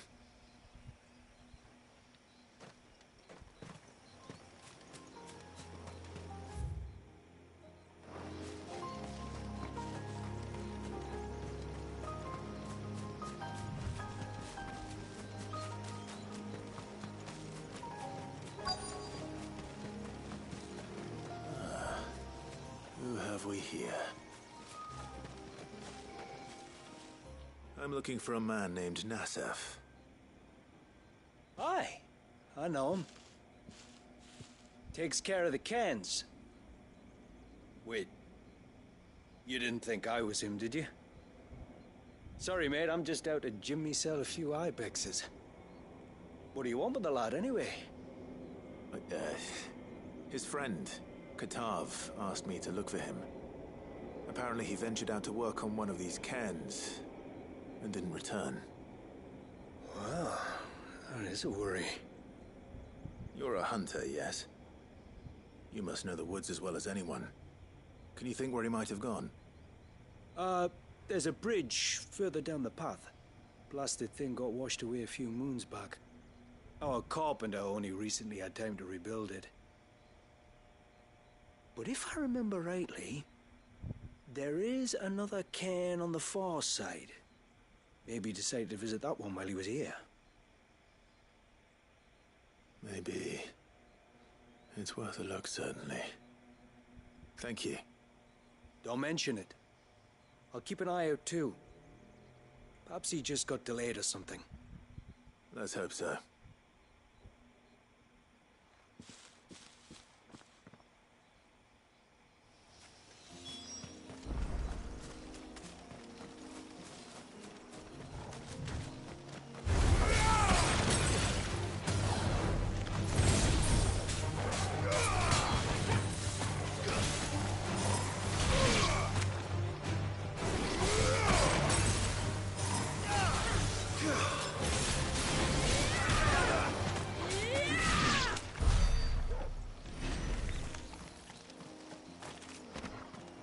This must be the bridge the hunter was talking about.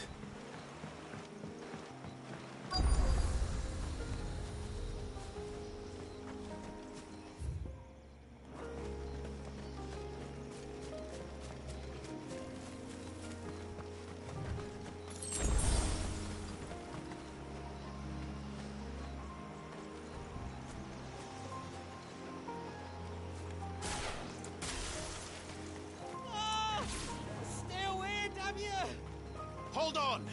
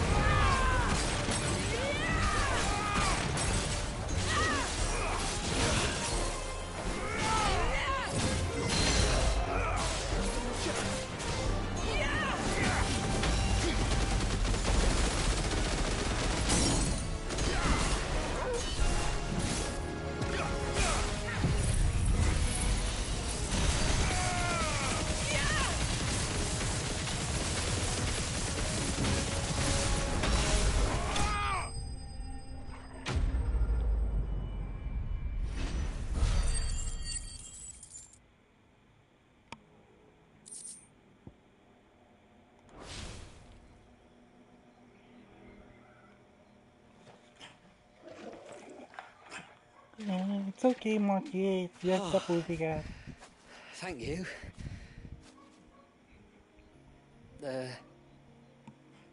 I'm the tributary's guest. And you must be Nasef. I am? But how do you know that? Your friend Katav asked me to look for you when you didn't return. I'm sorry. I was so focused on attuning the cairn, I didn't see those creatures come until it was too late. How exactly do they work? Oh, there are crystals inside. They're what keeps the glamour going.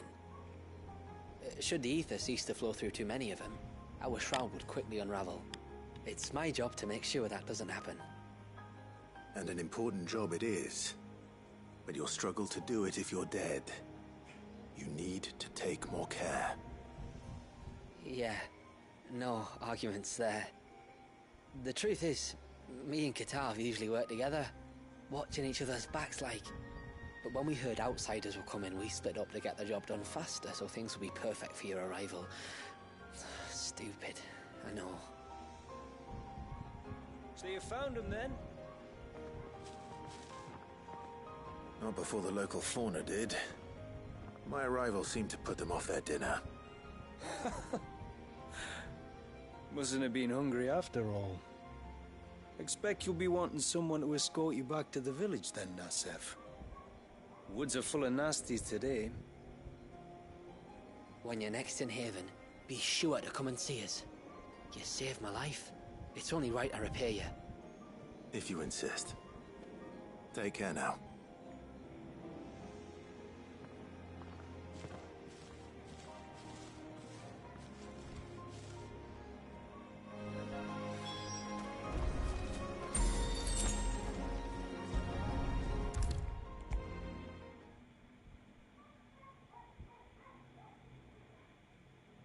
I thought I'd lost you. But you sort of... Thank you. Nasef told me everything. If you hadn't got there when you did... Oh, it doesn't bear thinking about. All that matters is that you're safe. Far be it from me to tell you how to do your jobs, but... don't go alone again. Or if we have to, maybe we should think about casting the glamour on ourselves to keep the wildlife from spotting us. It'd take its toll, of course, but it'd beat letting the cairns fall and having to weave the entire spell from scratch. Imagine if we had to do that. I'd rather not. would only succeed in adding 2 new piles of stone to the collection. Your bearers? That we are, thank the tides. The others can't attune to the crystals in the cairns the same way we can. Reckon this place would be doomed without us. So, you do this work for the good of your people? Not because... We're forced to. No. From what I've heard of the way things work on the outside, we were truly blessed that our rain fell here in Mysidia. Our people are few enough as it is. If we started turning on each other, kin against kin, over nothing but a stupid accident of birth, our days would be numbered. They would. Anyway, all's well that ends well, eh? Thanks to you, both of us lived to keep this place hidden another day.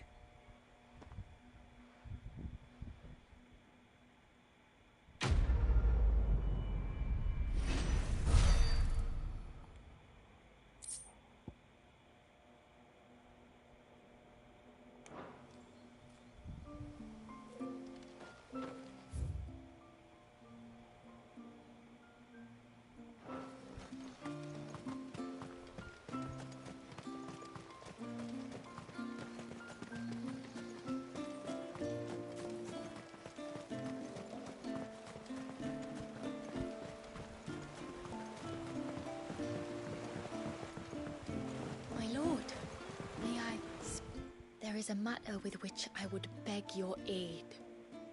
Of course, what is it? Please, not so loud. Something serious, then? Yes. I think we might have company. I was passing by the low gate when I saw a figure moving among the trees up on the cloak. At first, I thought it must have been you or your brother, so I didn't say anything, but the more I think about it, the more certain I am that the figure looked familiar. Then you're sure it wasn't one of the other villagers? Positive. I think it was someone from outside the wall who has found his way inside. Of course, it could just be my imagination playing tricks on me. I only caught a fleeting glimpse, and it might have been you or your brother. But if it is who I think it is, we cannot allow him to leave now that he knows we're here. Would you go and see? Oh, he won't try to hurt you, believe me. Given what lurks in the forest, the only one likely to get hurt is him. Very well. Whether the man you saw is who you believe him to be or not, we need to know. It may yet be someone else entirely. Someone who means your people, or my people, harm. Perhaps. Just promise me that if you do find someone up there... Don't worry. I won't draw my sword unless I need to.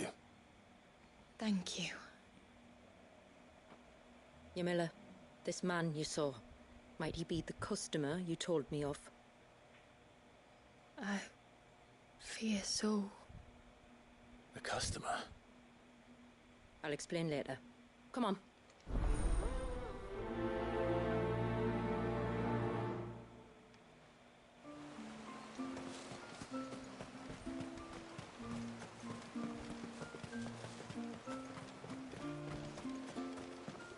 If we pick too many of the flowers, there won't be enough.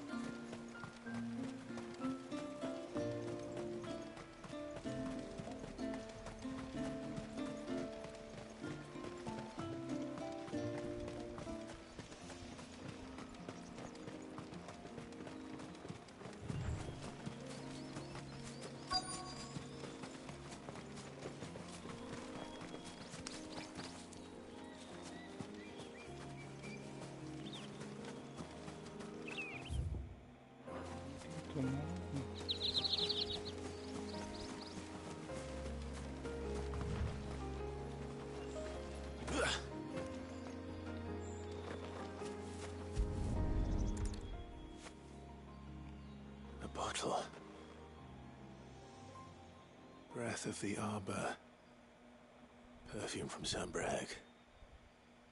Looks expensive, too.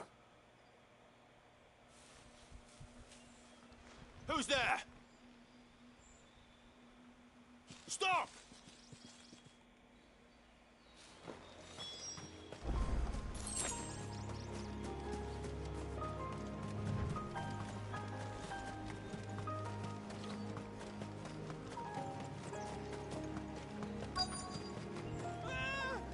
No!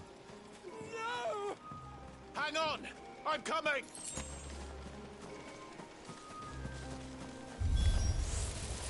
Don't eat me! I'll give you that one, I swear! Stand back. I'll handle this.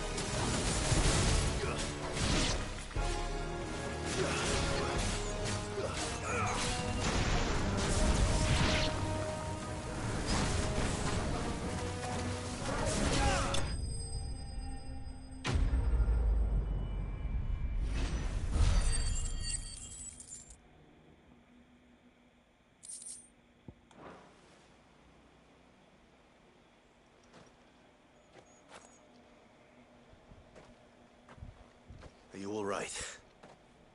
I'm more than all right. I'm saved! Oh, I could kiss you! Maybe you should introduce yourself first. Hervey! I knew it was you. What are you doing here? I came to see you. Oh, my little canary, it's been so long. Thank you for saving him and sparing him. Who is he? Hervey, one of many clients from my employment beyond the wall. One of many clients? We spoke every night of our plans together. Whispered songs of love into each other's ears. And then you upped and vanished without so much as a word.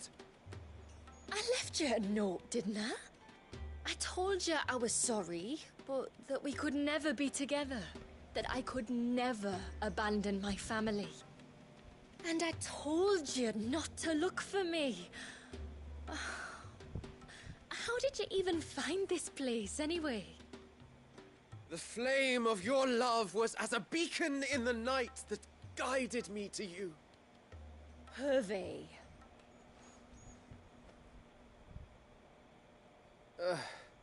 I was walking by the coast near Northreach when I saw a lady who looked like you. Eyes like the ocean. Hair like the driven snow.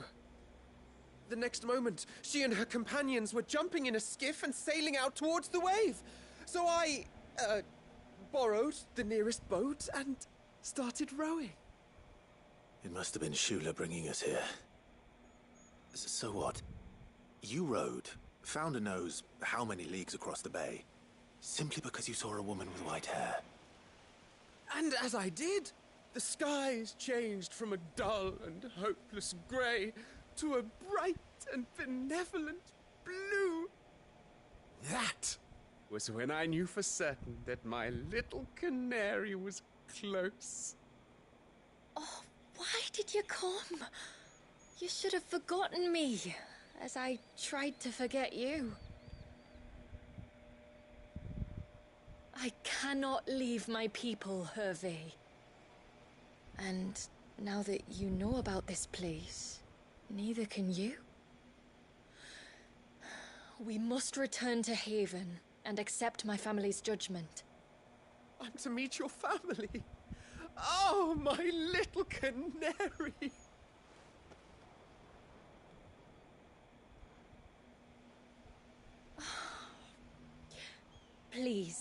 Come and see me later. You did as I asked, and you must be rewarded for it. But first, follow me, Hervé. To the end of the world and beyond.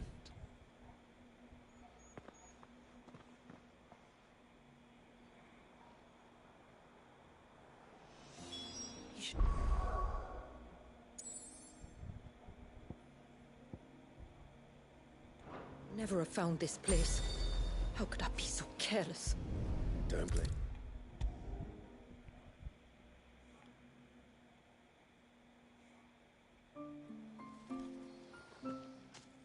Forgive me. There's nothing to forgive. You two met at the Vale, I take it.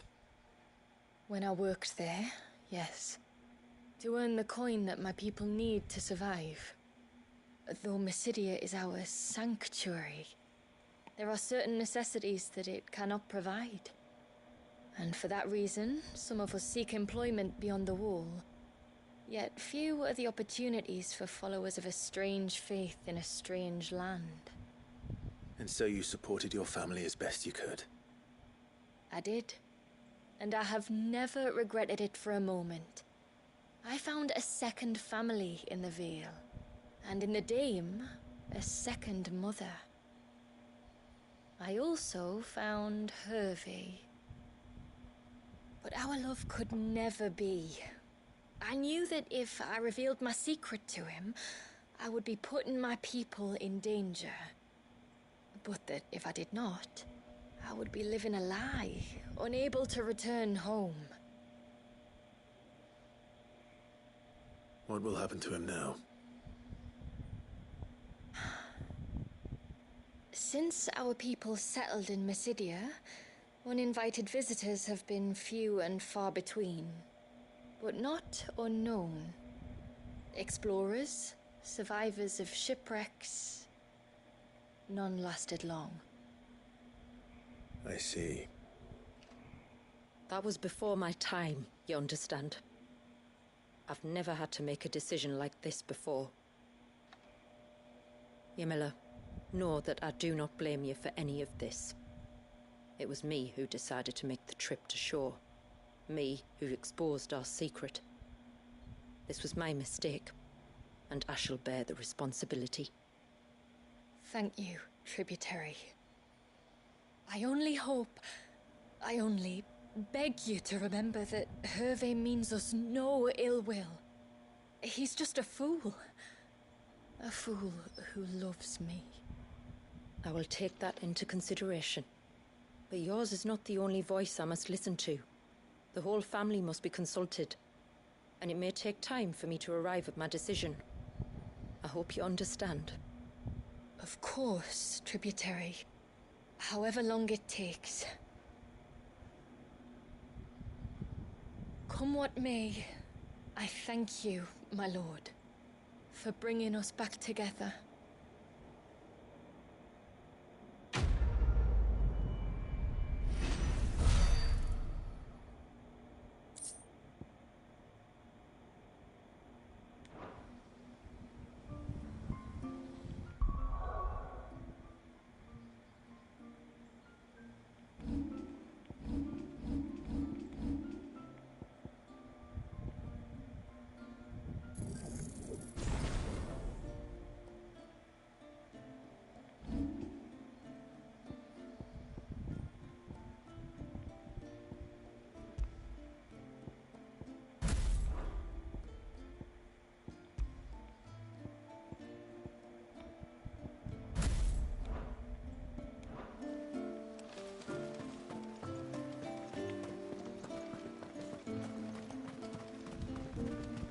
Sign of the child.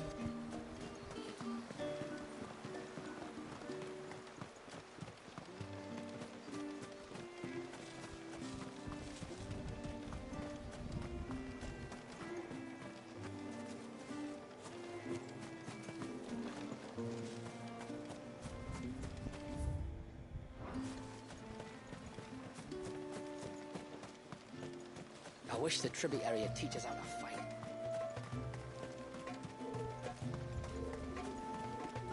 once everyone left me in peace.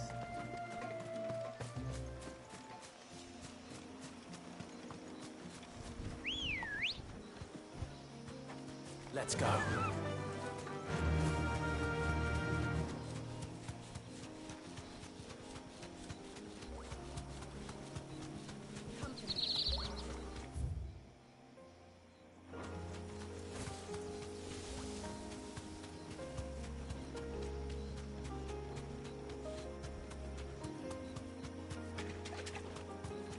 There's a large gate up ahead, and beyond it, a cluster of ancient ruins.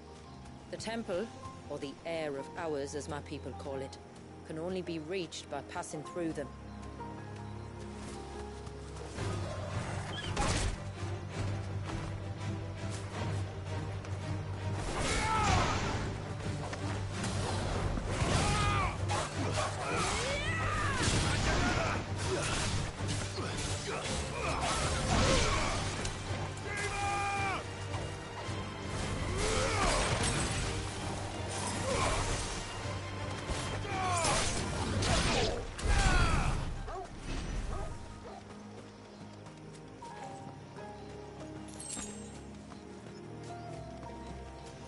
The forest is crawling with life, most of it hungry, which is why we make sure this gate stays shut. And why you carry that impressive-looking axe, I presume. Noticed her, have you?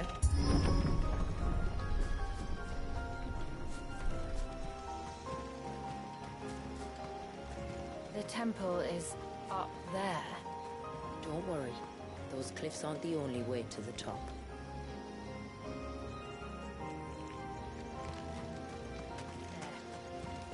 Those won't be friendly.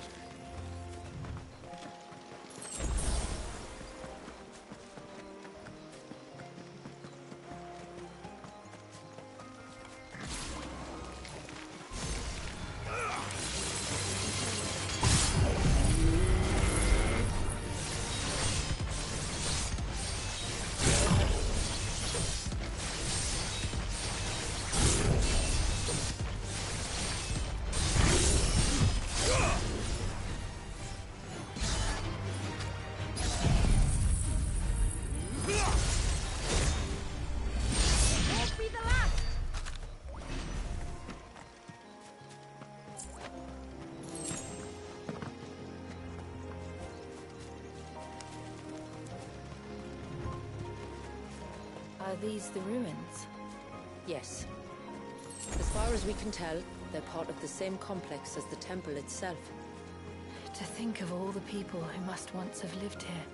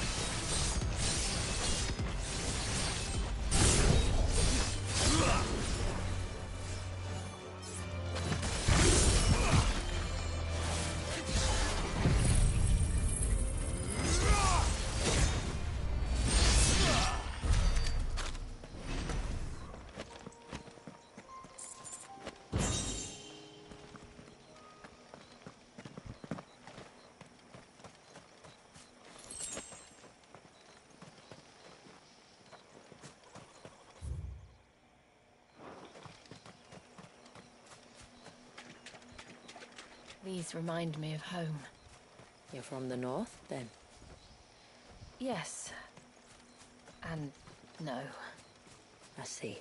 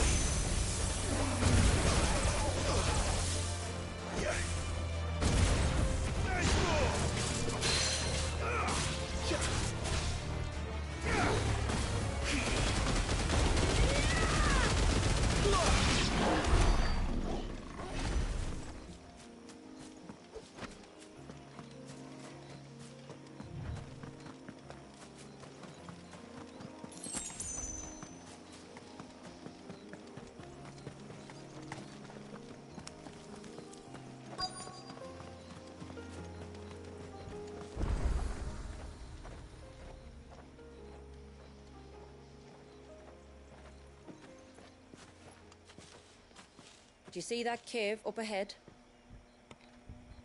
Whoever lived here carved a flight of stairs into the stone within. A way to the top. And whatever it is that awaits us there.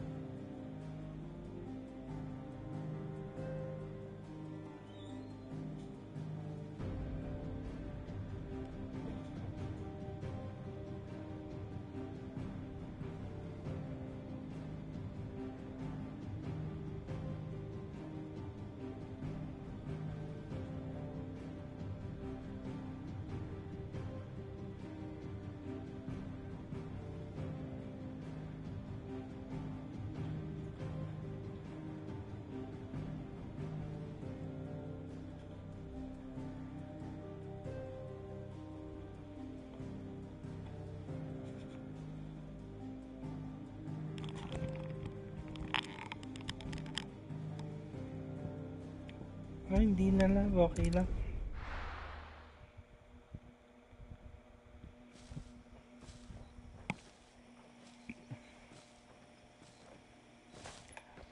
Okay, dokie, love you. Eat your snacks bago ka mag-shift.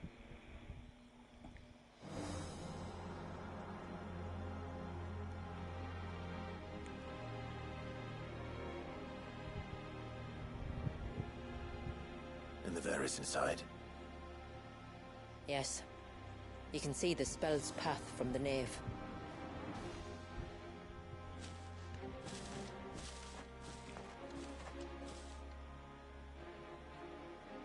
What is it? I don't know. It's probably nothing.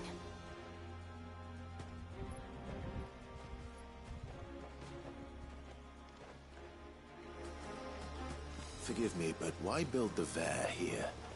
The spell was originally meant to be cast on Drake's Eye, and this was the only place with an unbroken line of sight. The Tonberries like to think these ruins are their own. They'll have none too pleased to see us.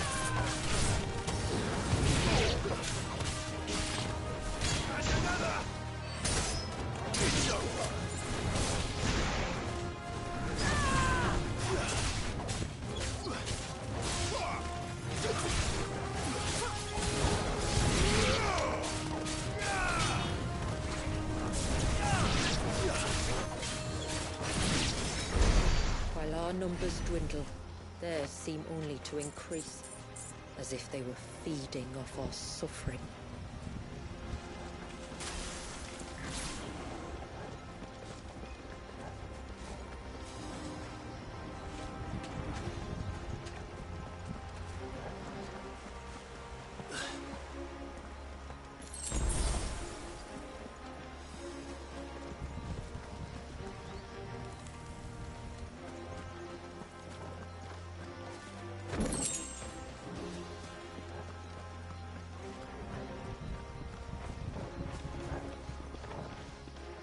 Ano yun?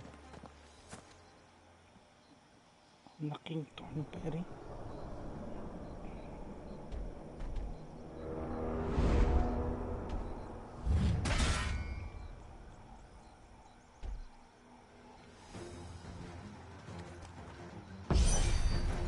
Could this be their leader? You're more than welcome to ask.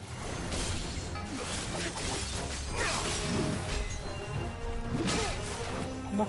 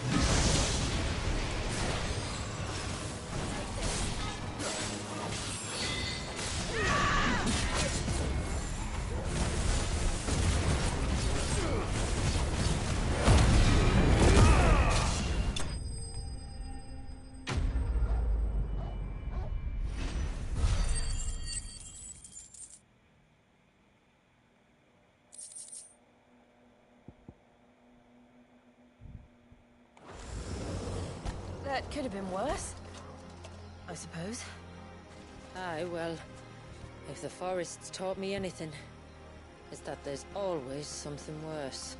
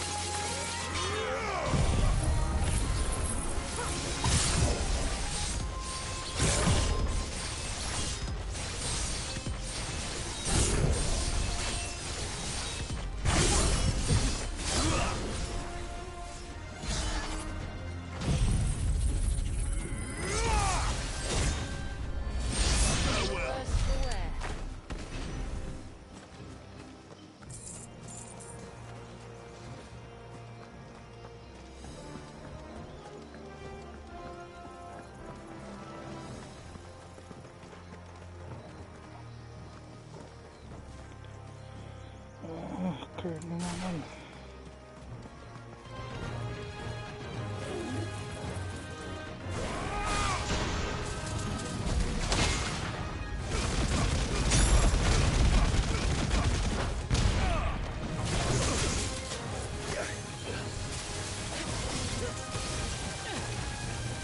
Yeah.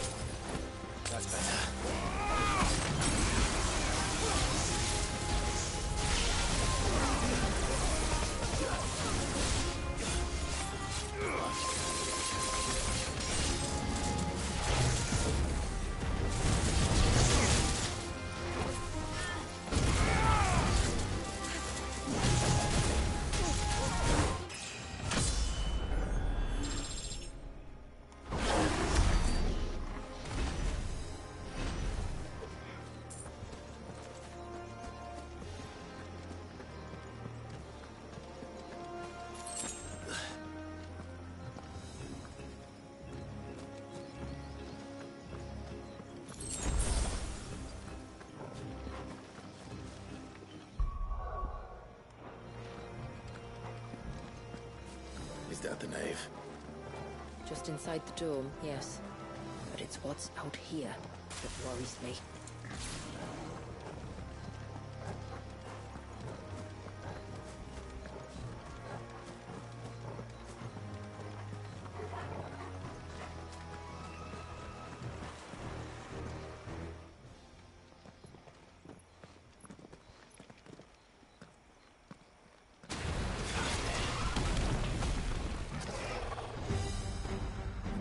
Thinking they'd all migrated south. The weaker ones did. The weaker ones? Did you hear that, Sid?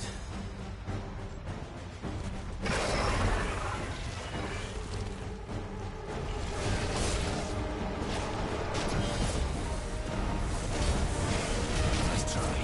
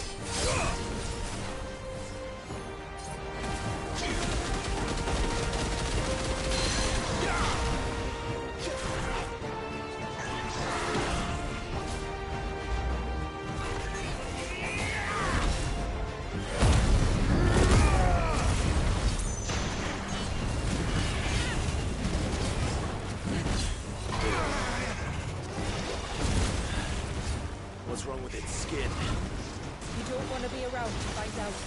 Get back!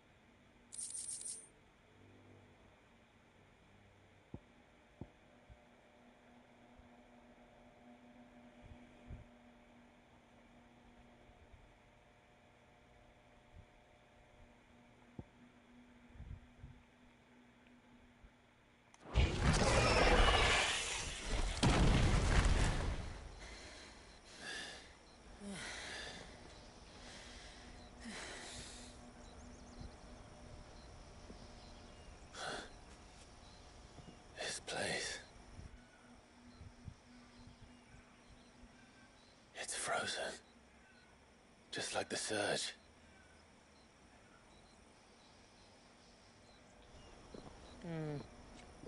Another of my ancestors' sins. Shall we?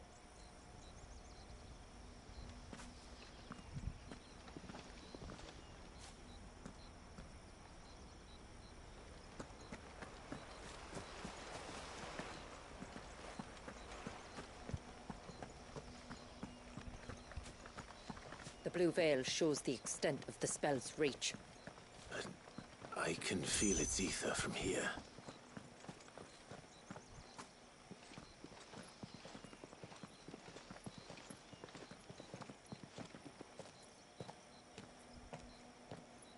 Shula, wait. Before we cross the threshold, I'd like to know a little more about how these magics work. I assume we'll be safe from their influence. We won't grind to a halt, if that's what you mean. The spell only affects the things that were present at the moment it was cast.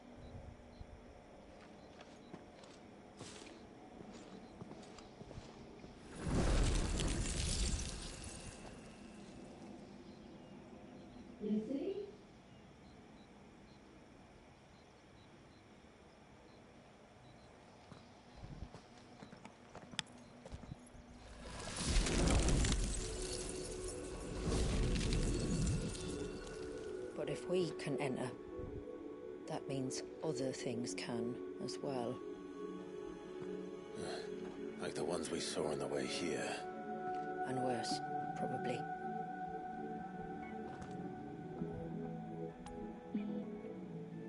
Is this Leviathan's doing? Well, it certainly wasn't ours. When he realized my ancestors were attempting to cast a spell from here, he made to destroy the temple. And almost did by the looks of it.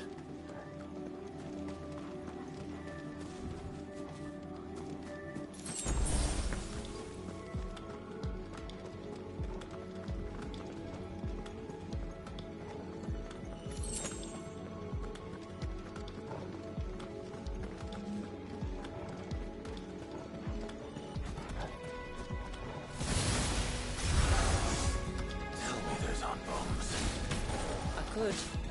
They are. Then why is it so cold?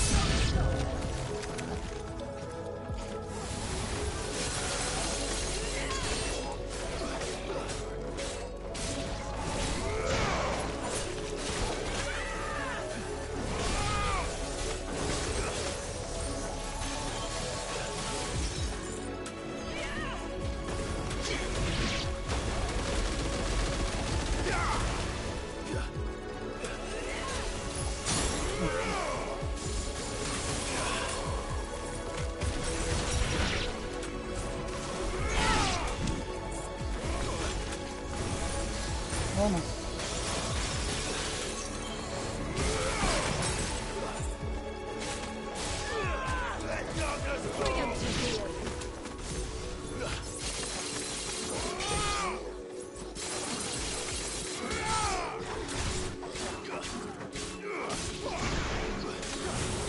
Oh no.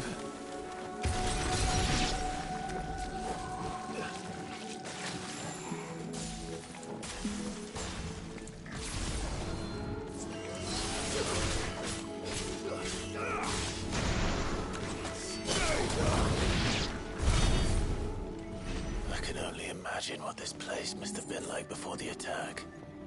This would have been a hall of worship. There was something similar in my father's keep. The priests would deliver their sermons from the dais. Your father?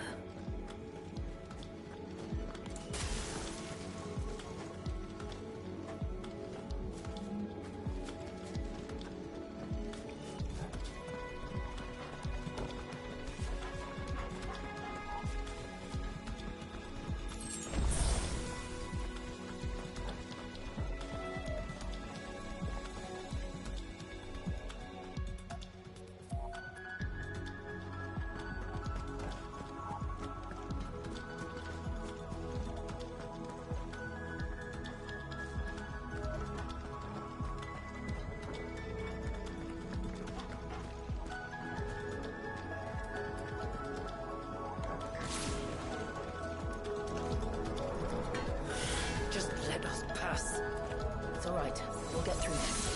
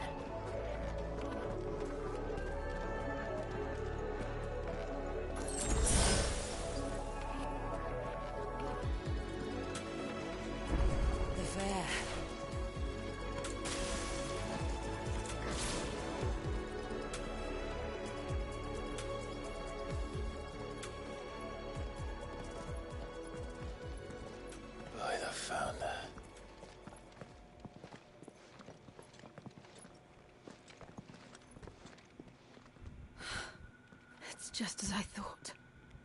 Jill, does this ether not feel somehow? Familiar, yes. I sensed it the moment we arrived, though I wasn't sure until now.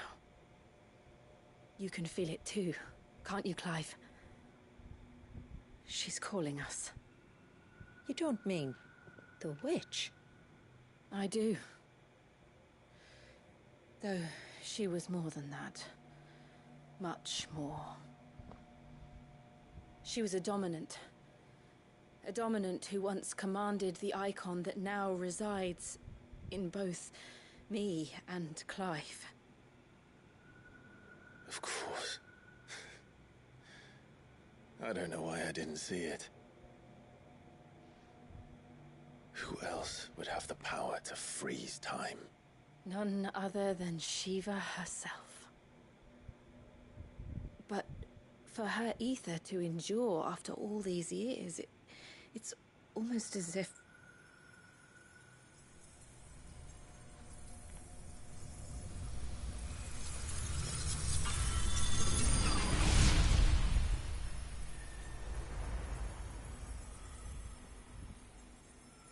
As if she shared it with another, just as Torgal shared in my ice. Ay, sa boss fight.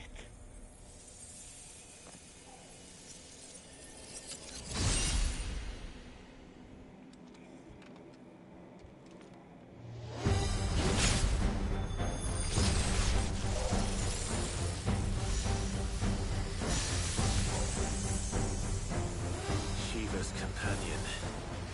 Though something tells me he's not as friendly as us.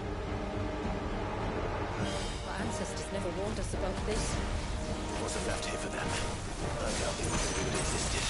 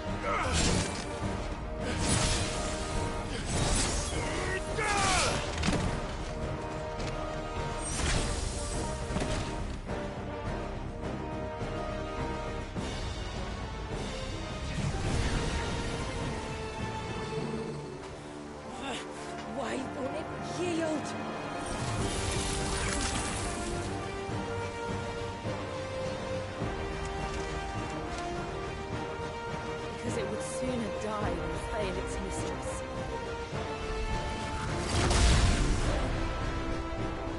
Then it leaves us no choice.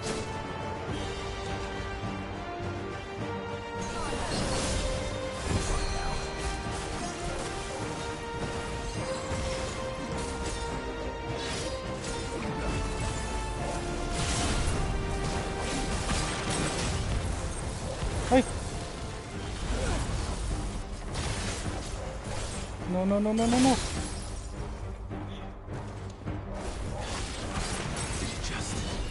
It did.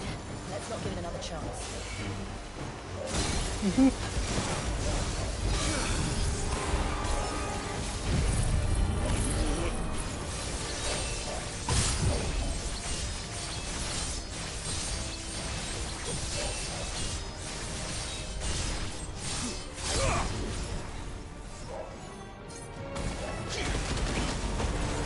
No, no.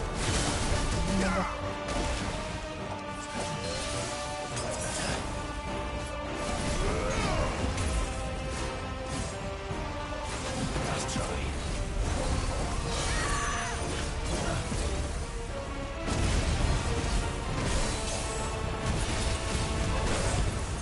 Ah. No, no, no, no.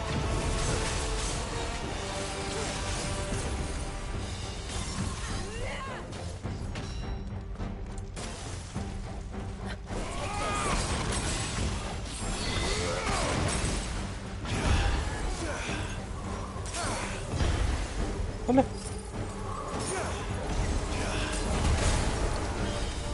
Laki. There's a good boy.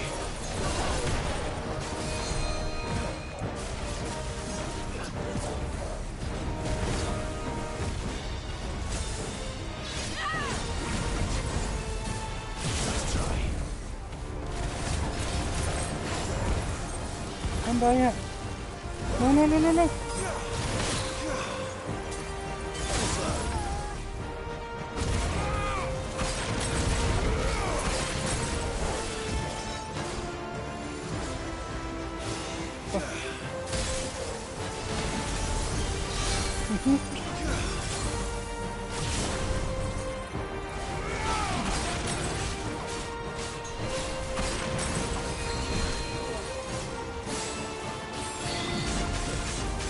I know. Not good. I needed that.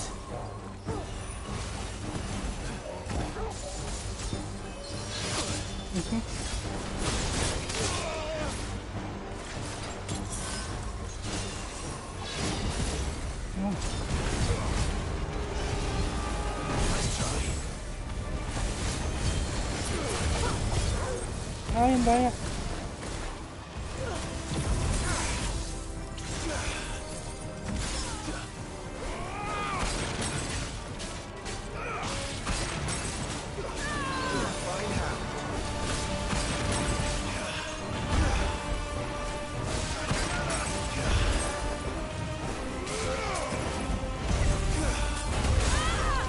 Oh no.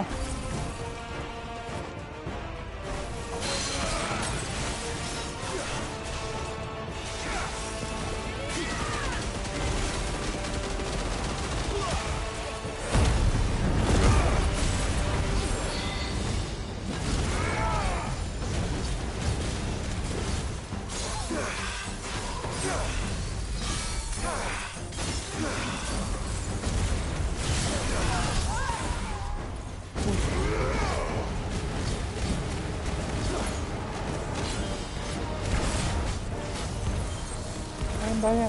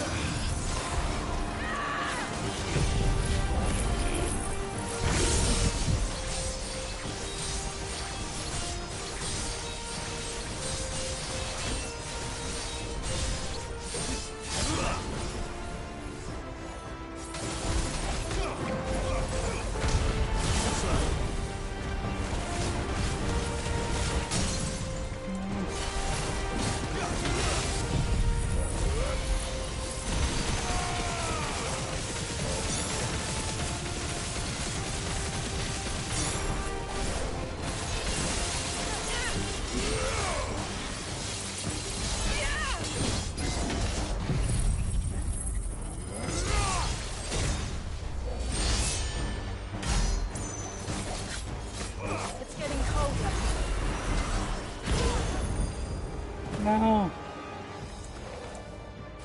No, no, no, no, no, no.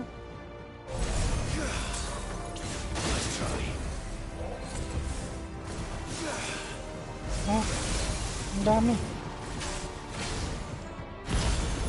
What? Paano ko ilagin yan?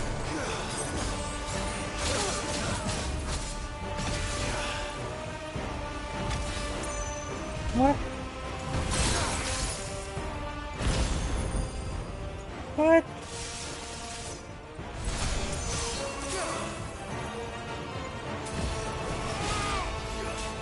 It's getting angrier by the moment. We better cut this short.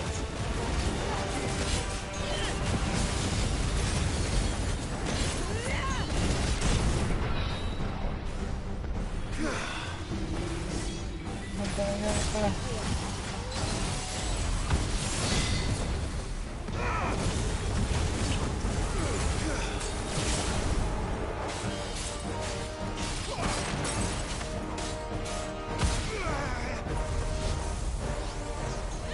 Yan.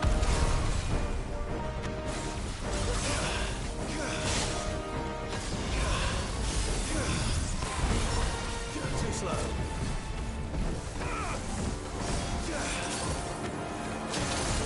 Ah! Isa pa!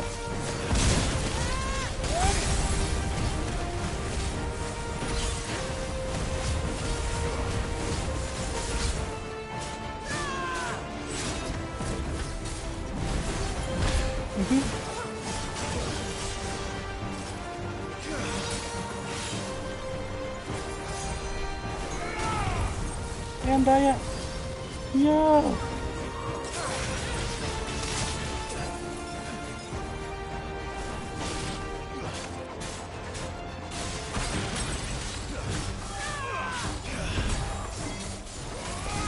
Nice try.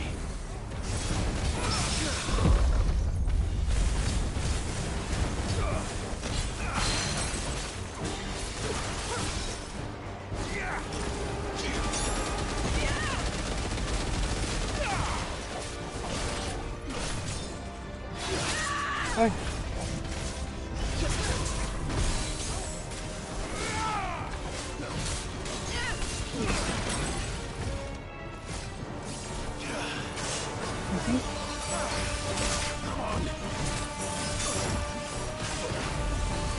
No! No!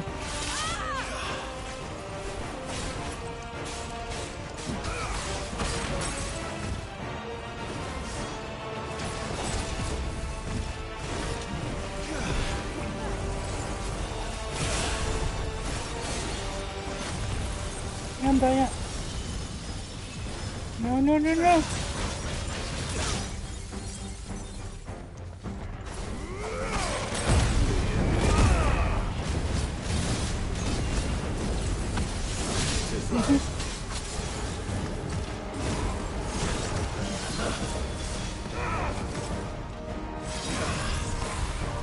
Ayan.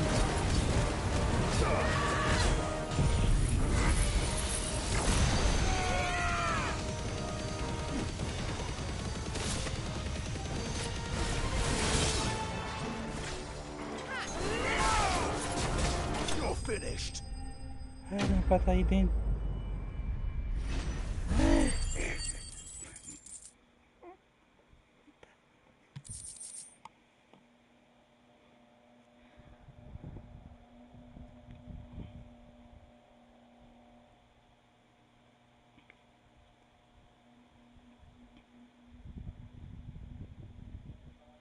Parang okay to.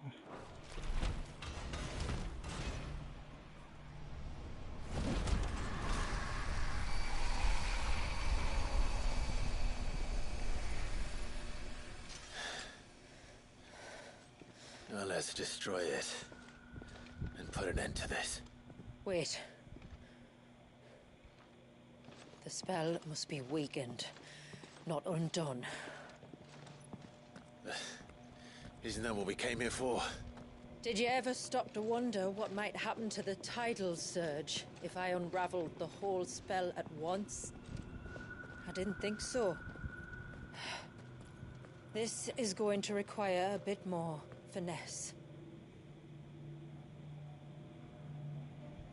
From wind and light, water and earth, let the silent pall of mine ice.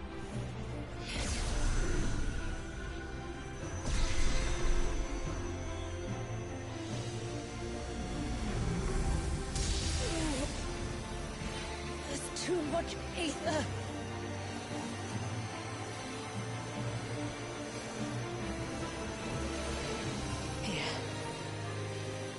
Let me help. Let us help.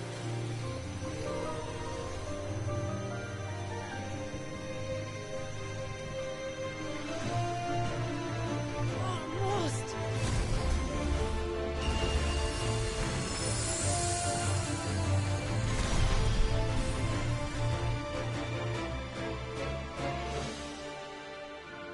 Did it work? I think so. The thread connecting this place to the child should be broken. Meaning Walyas should finally be... Nangyari. Free once more. Leviathan, our most profaned fragment. Its divinity defiled by the hand of man.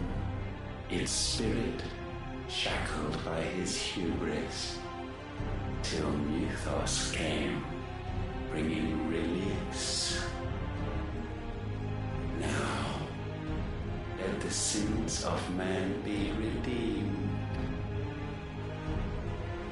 by the hand of the servant of God.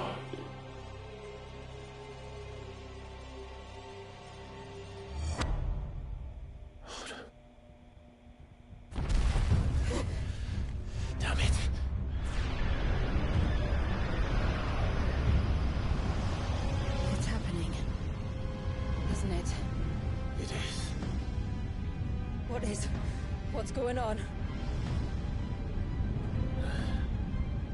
Precisely what we feared. Leviathan is out of control. Nagpilalabanan ng tanga.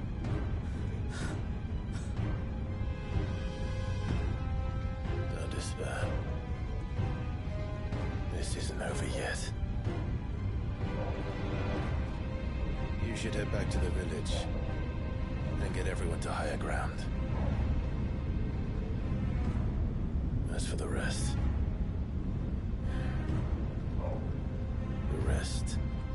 Ifrit will handle.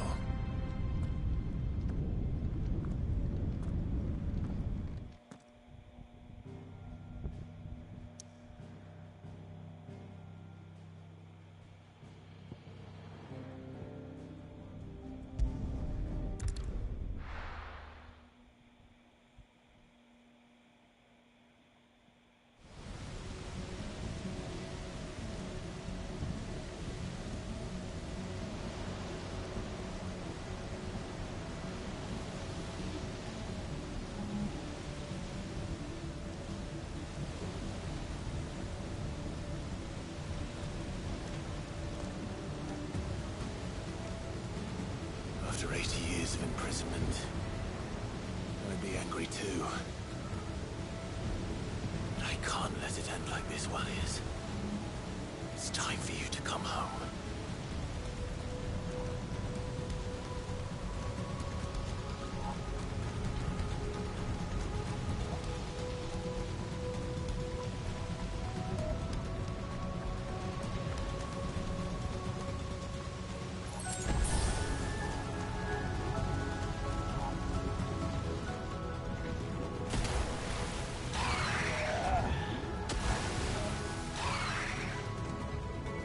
Playthings.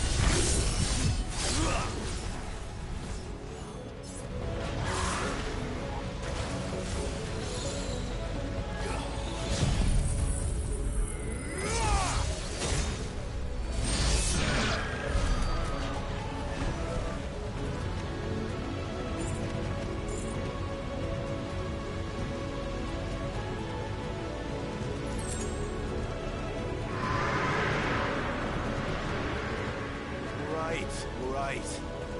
I heard you the first time.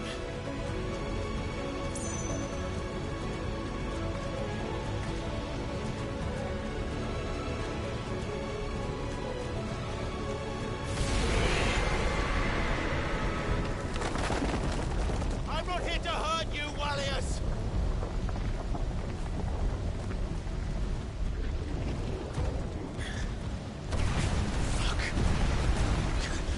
Too close.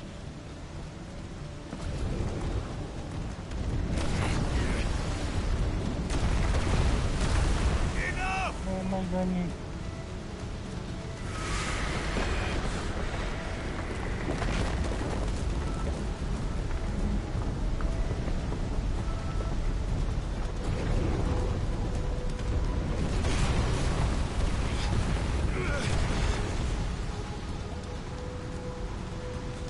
Come on, then. No more hiding.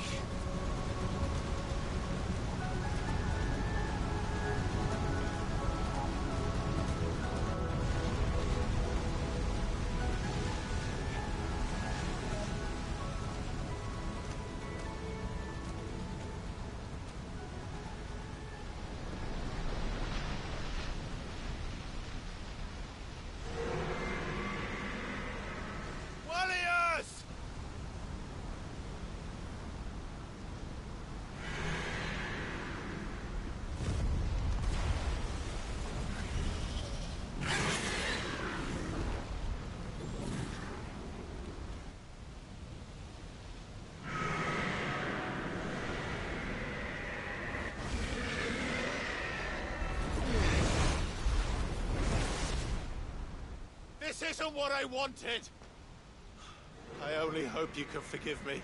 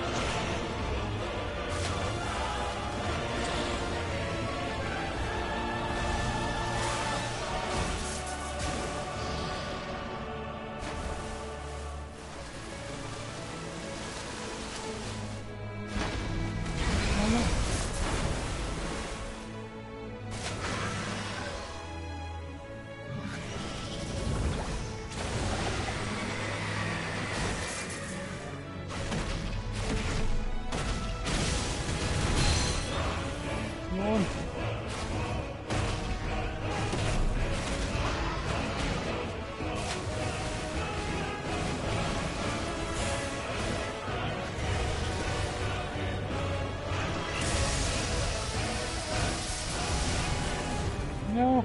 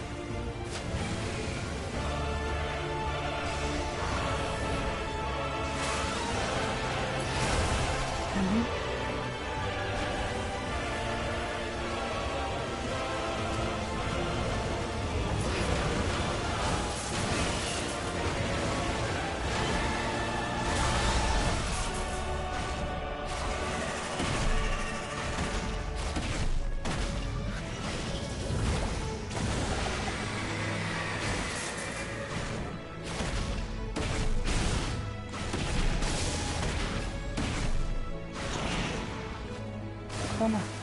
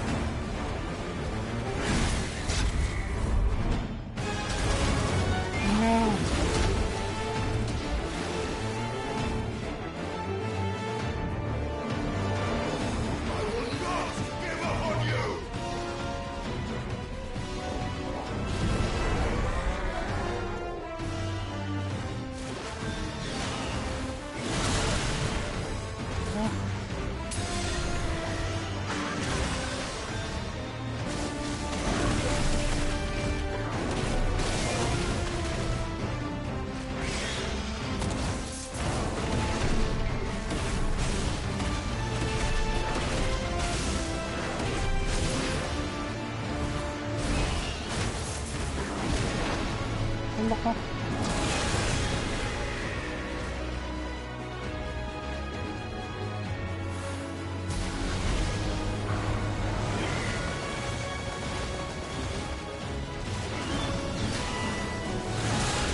Wala.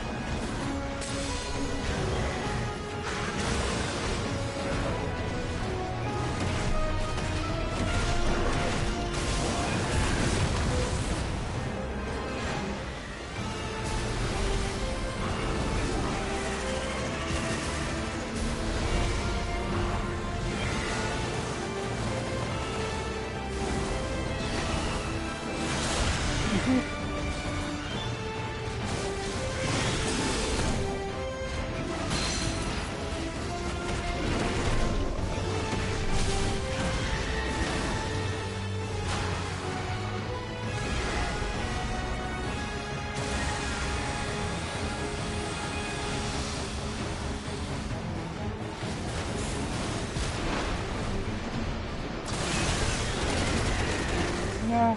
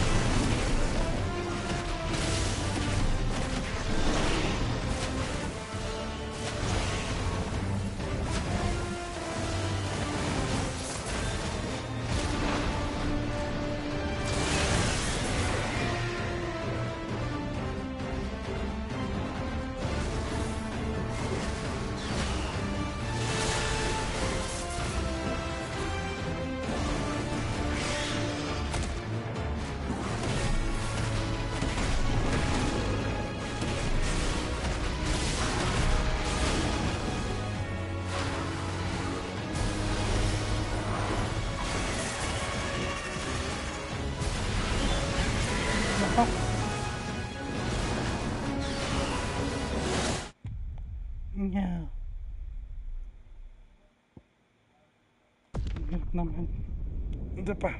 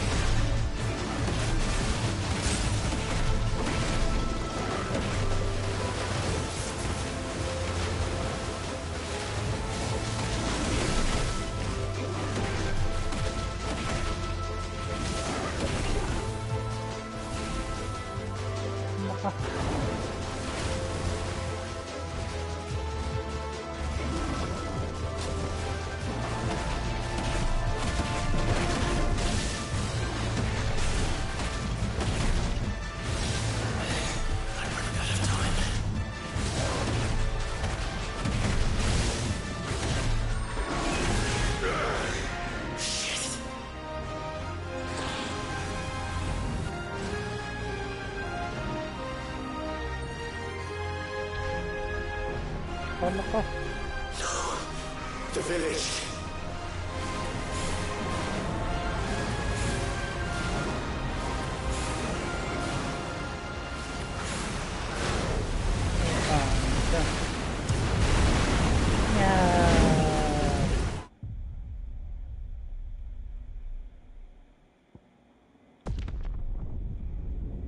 Paano ko pipigilan yun?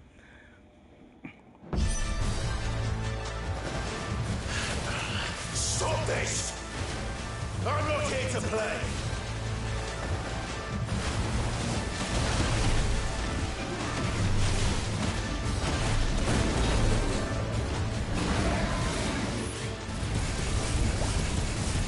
May ganun pala ako.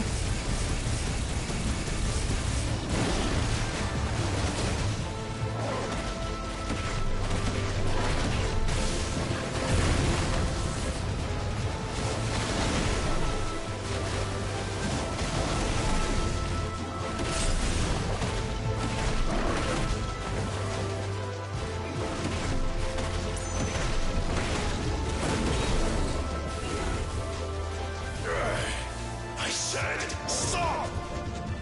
This has gone on long enough!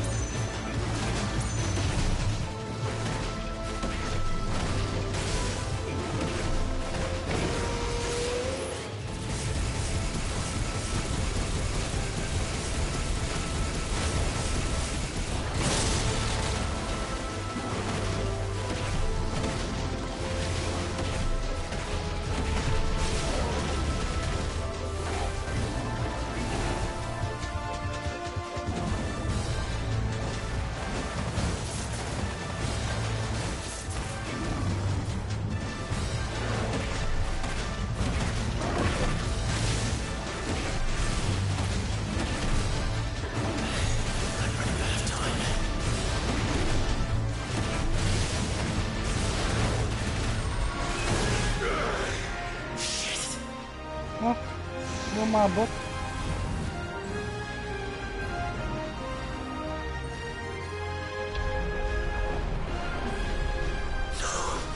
The village.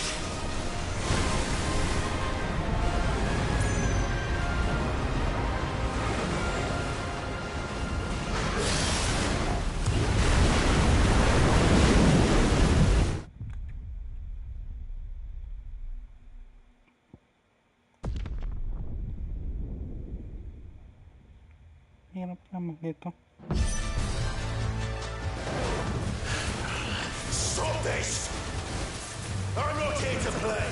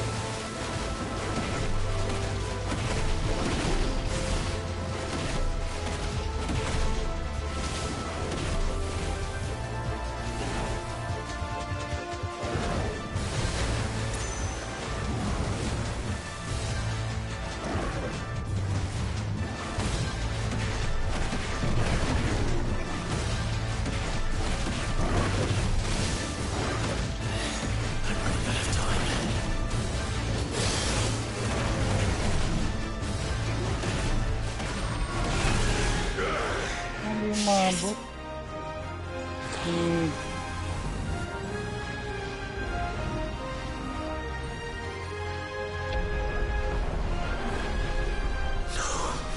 The village.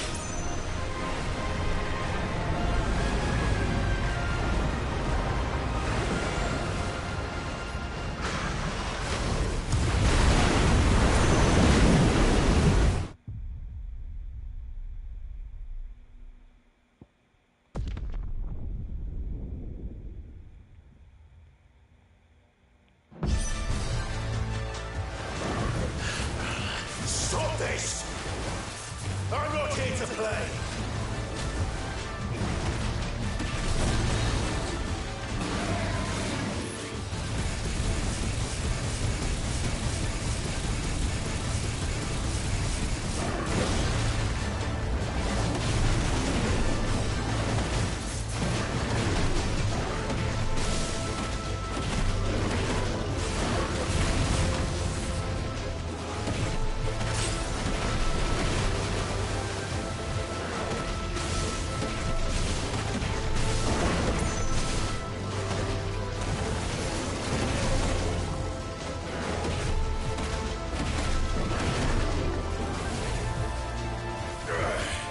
I said, stop! This has gone on long enough!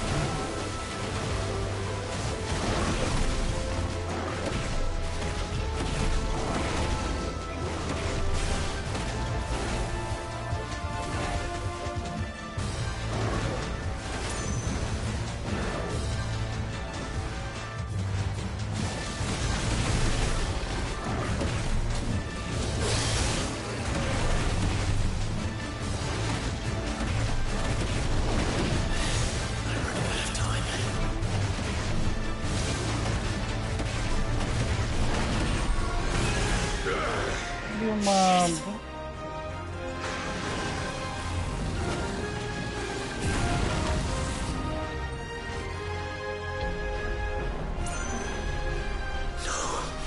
The village.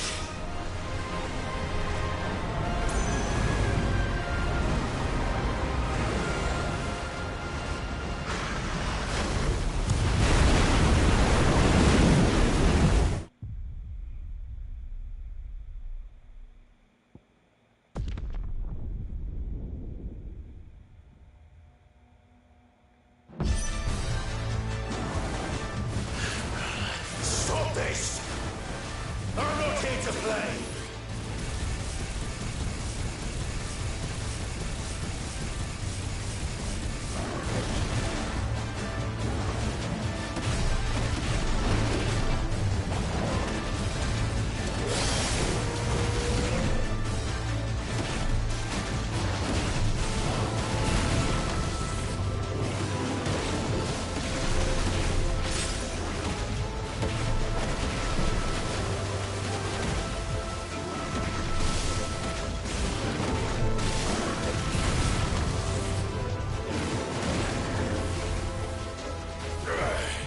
I said, stop! This has gone on long enough!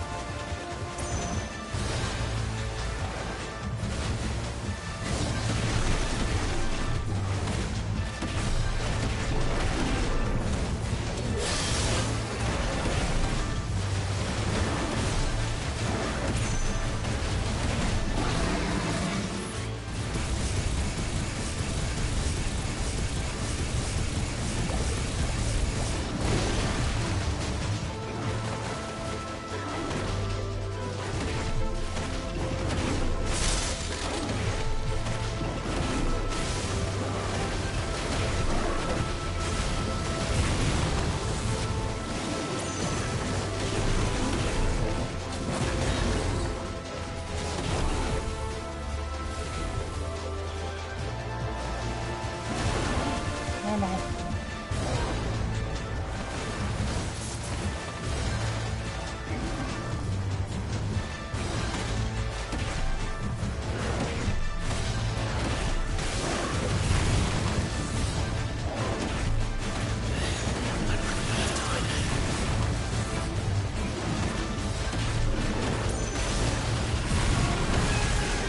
Sabi mga boss.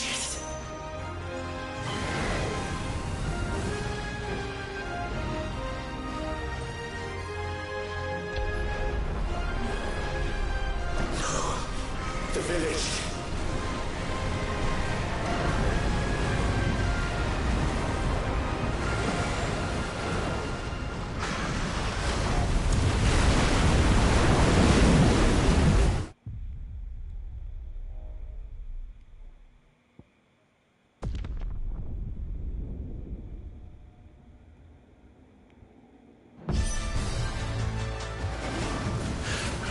Stop this!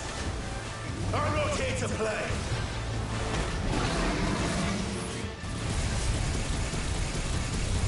Hindi lang.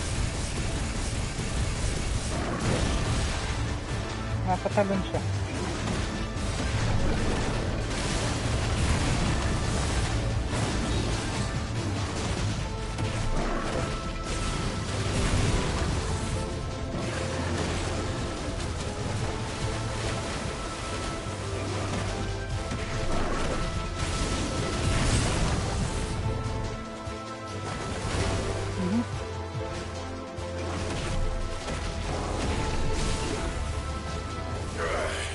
I said, stop! This has gone on long enough!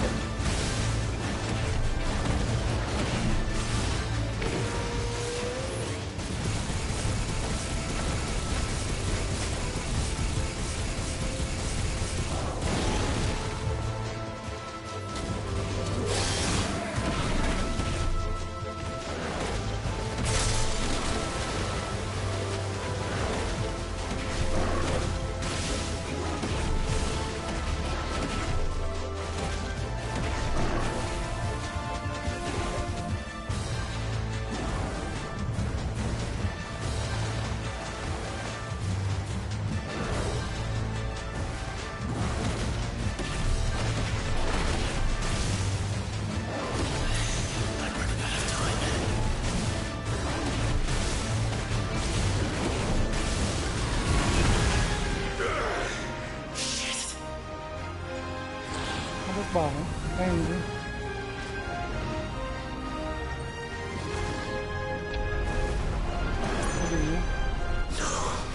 The village.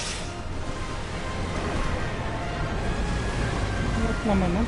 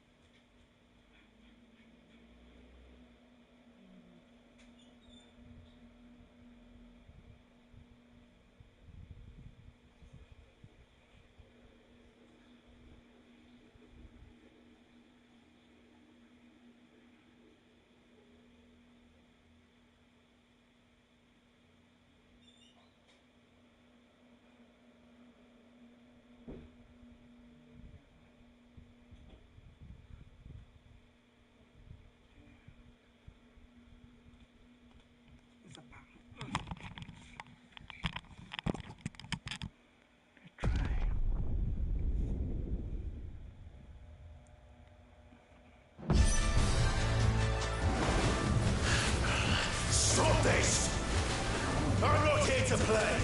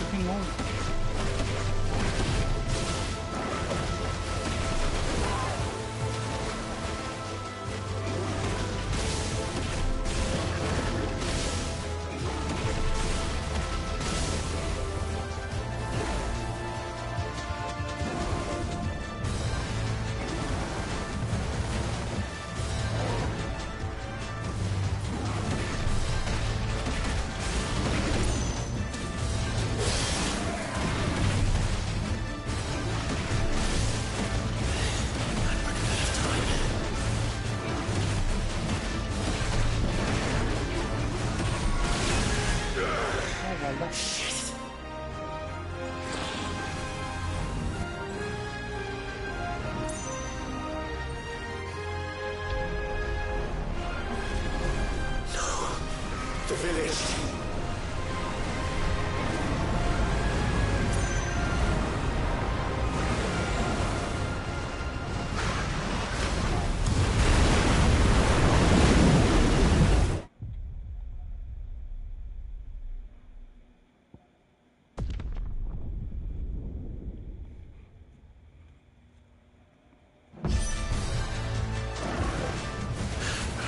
Stop this! I'm not here to play!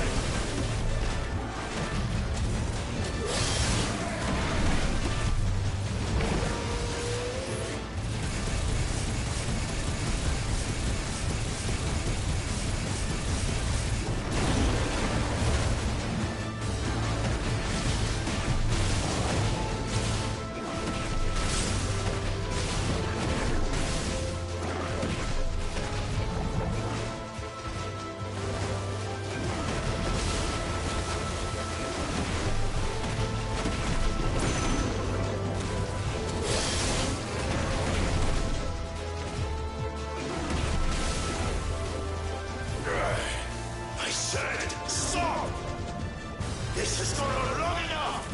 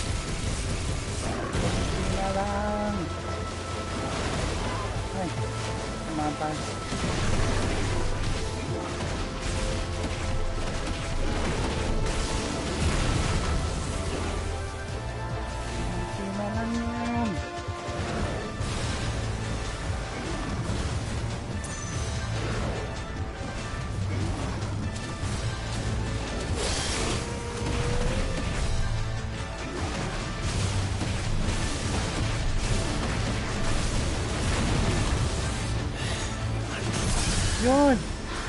Ay! I warned you.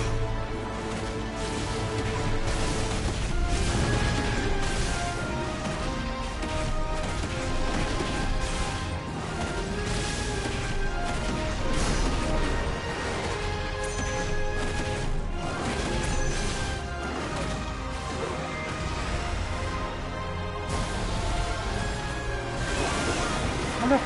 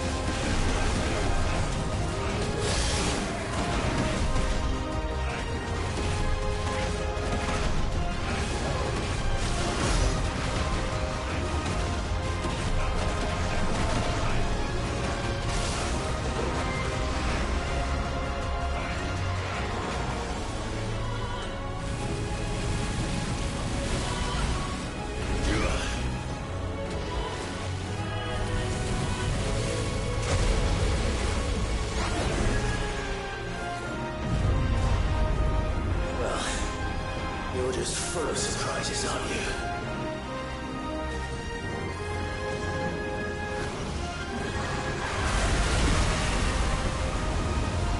Garuda will be proud.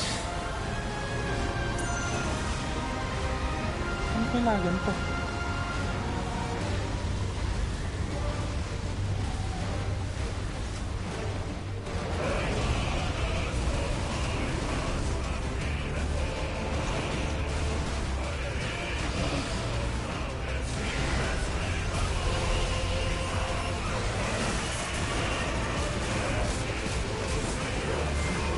Warriors! Warriors!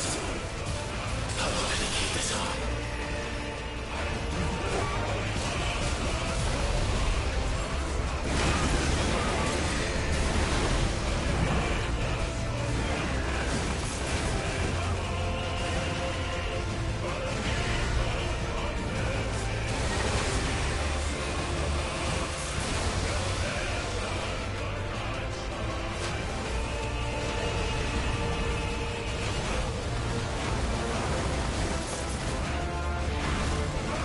No.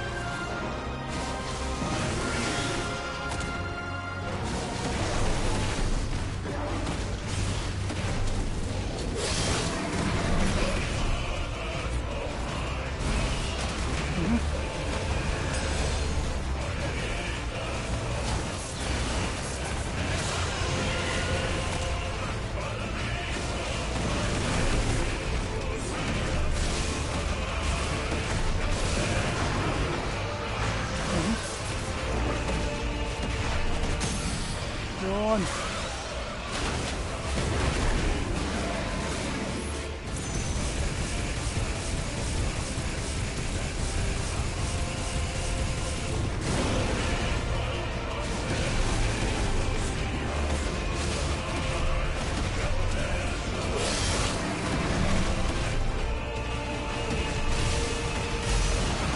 Mamatay niya ito.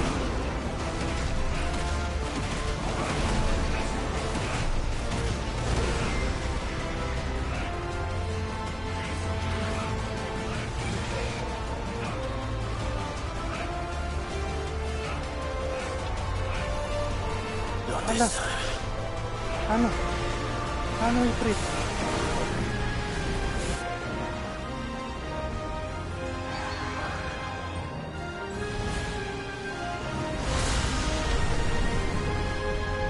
If that's what you want.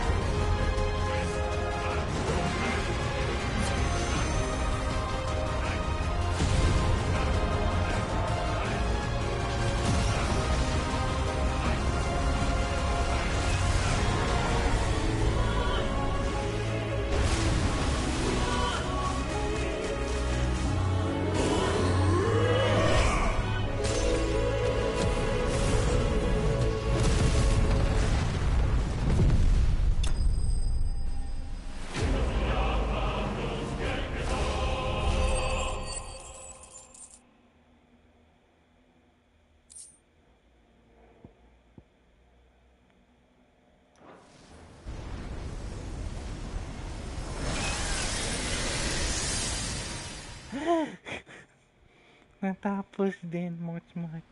Hooray!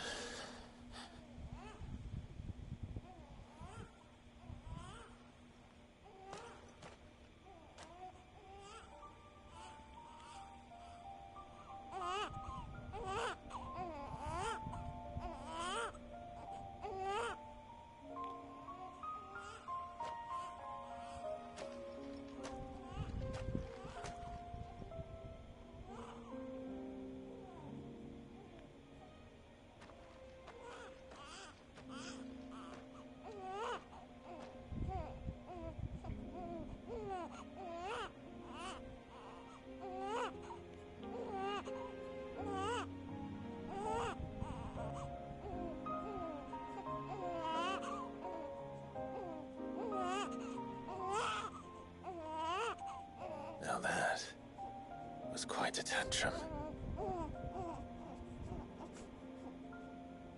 Clive, where is he?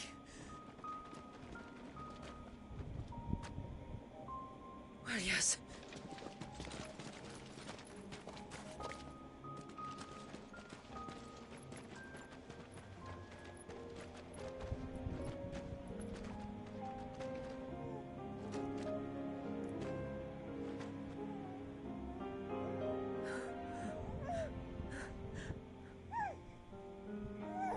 He's adorable. He is now. But did you see him a few moments ago? Clive, I don't know how to thank you.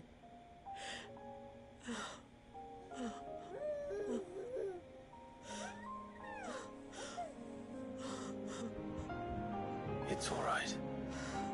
We should find him a dry blanket, though. Wouldn't want the little monster catching a cold.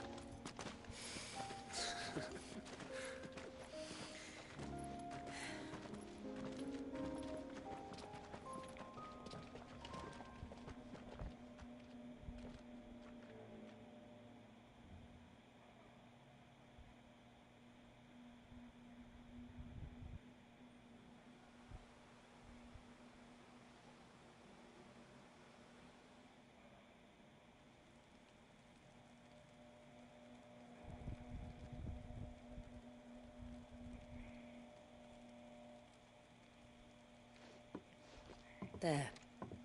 He's finally asleep. The poor thing had a long day. That makes two of us. So, what happens now? Now? Now, we make things right. How? By providing Walyas what he was denied. A place to learn and grow. A family to love and protect him. So that one day, when the wounds in his heart and mind have finally healed, he might decide for himself how he'd like to live the rest of his life. But until then, I'll stay by his side, come what may. Then he's a lucky boy. And not only because he'll have the best warrior this side of the belt to teach him the battle axe. She'll do her best. Shula, the beast that threatened your home is tamed. The empire that threatened your people toppled. Might it not be time to cast off your ancestors' glamour and retake your place in the Twins? Perhaps. It's not as if we have the crystals to maintain the wall much longer. But are we truly safe? Is the world truly ready to accept us for who we are and what we believe? If I remember rightly, you and yours still choose to remain hidden, do you not? We do. Well, your people will always be welcome in Haven, regardless. As will yours in the Hideaway. We're allies now. If there's anything you need from us, supplies, food, equipment, do not hesitate to ask. It's kind of you to offer. But we'll manage, just as we always have. Besides, I suspect you'll be needing everything at your disposal if you're going to save the world.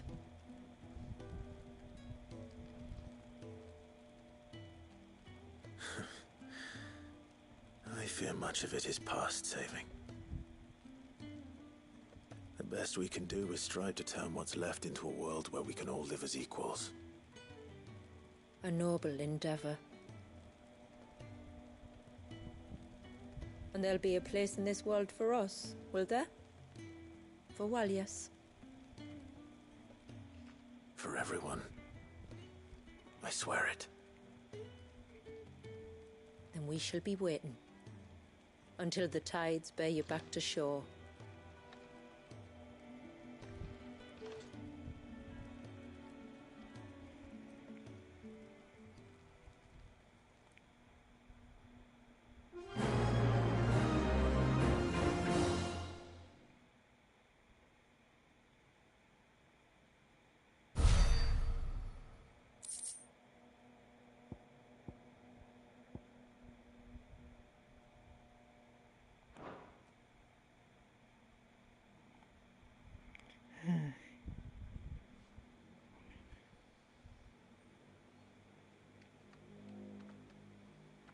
Do you think he'll be all right?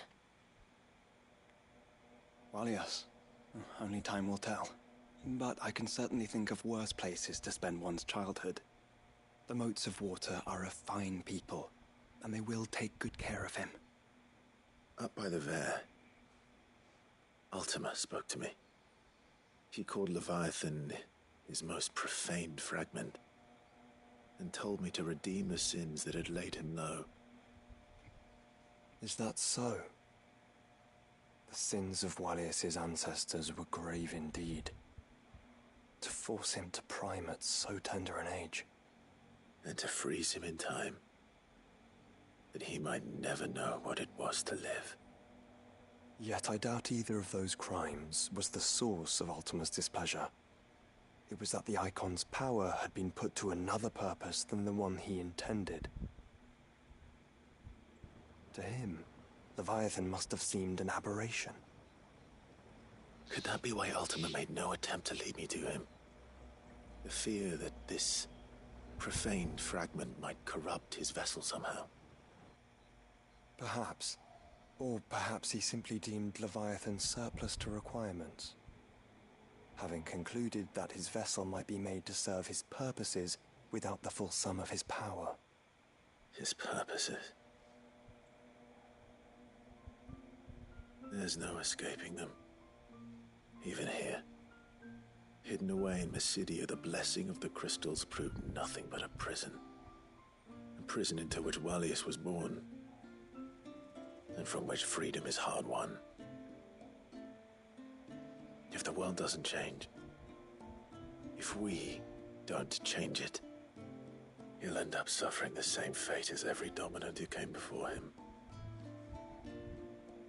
Then we must change it. That we must. And we shall.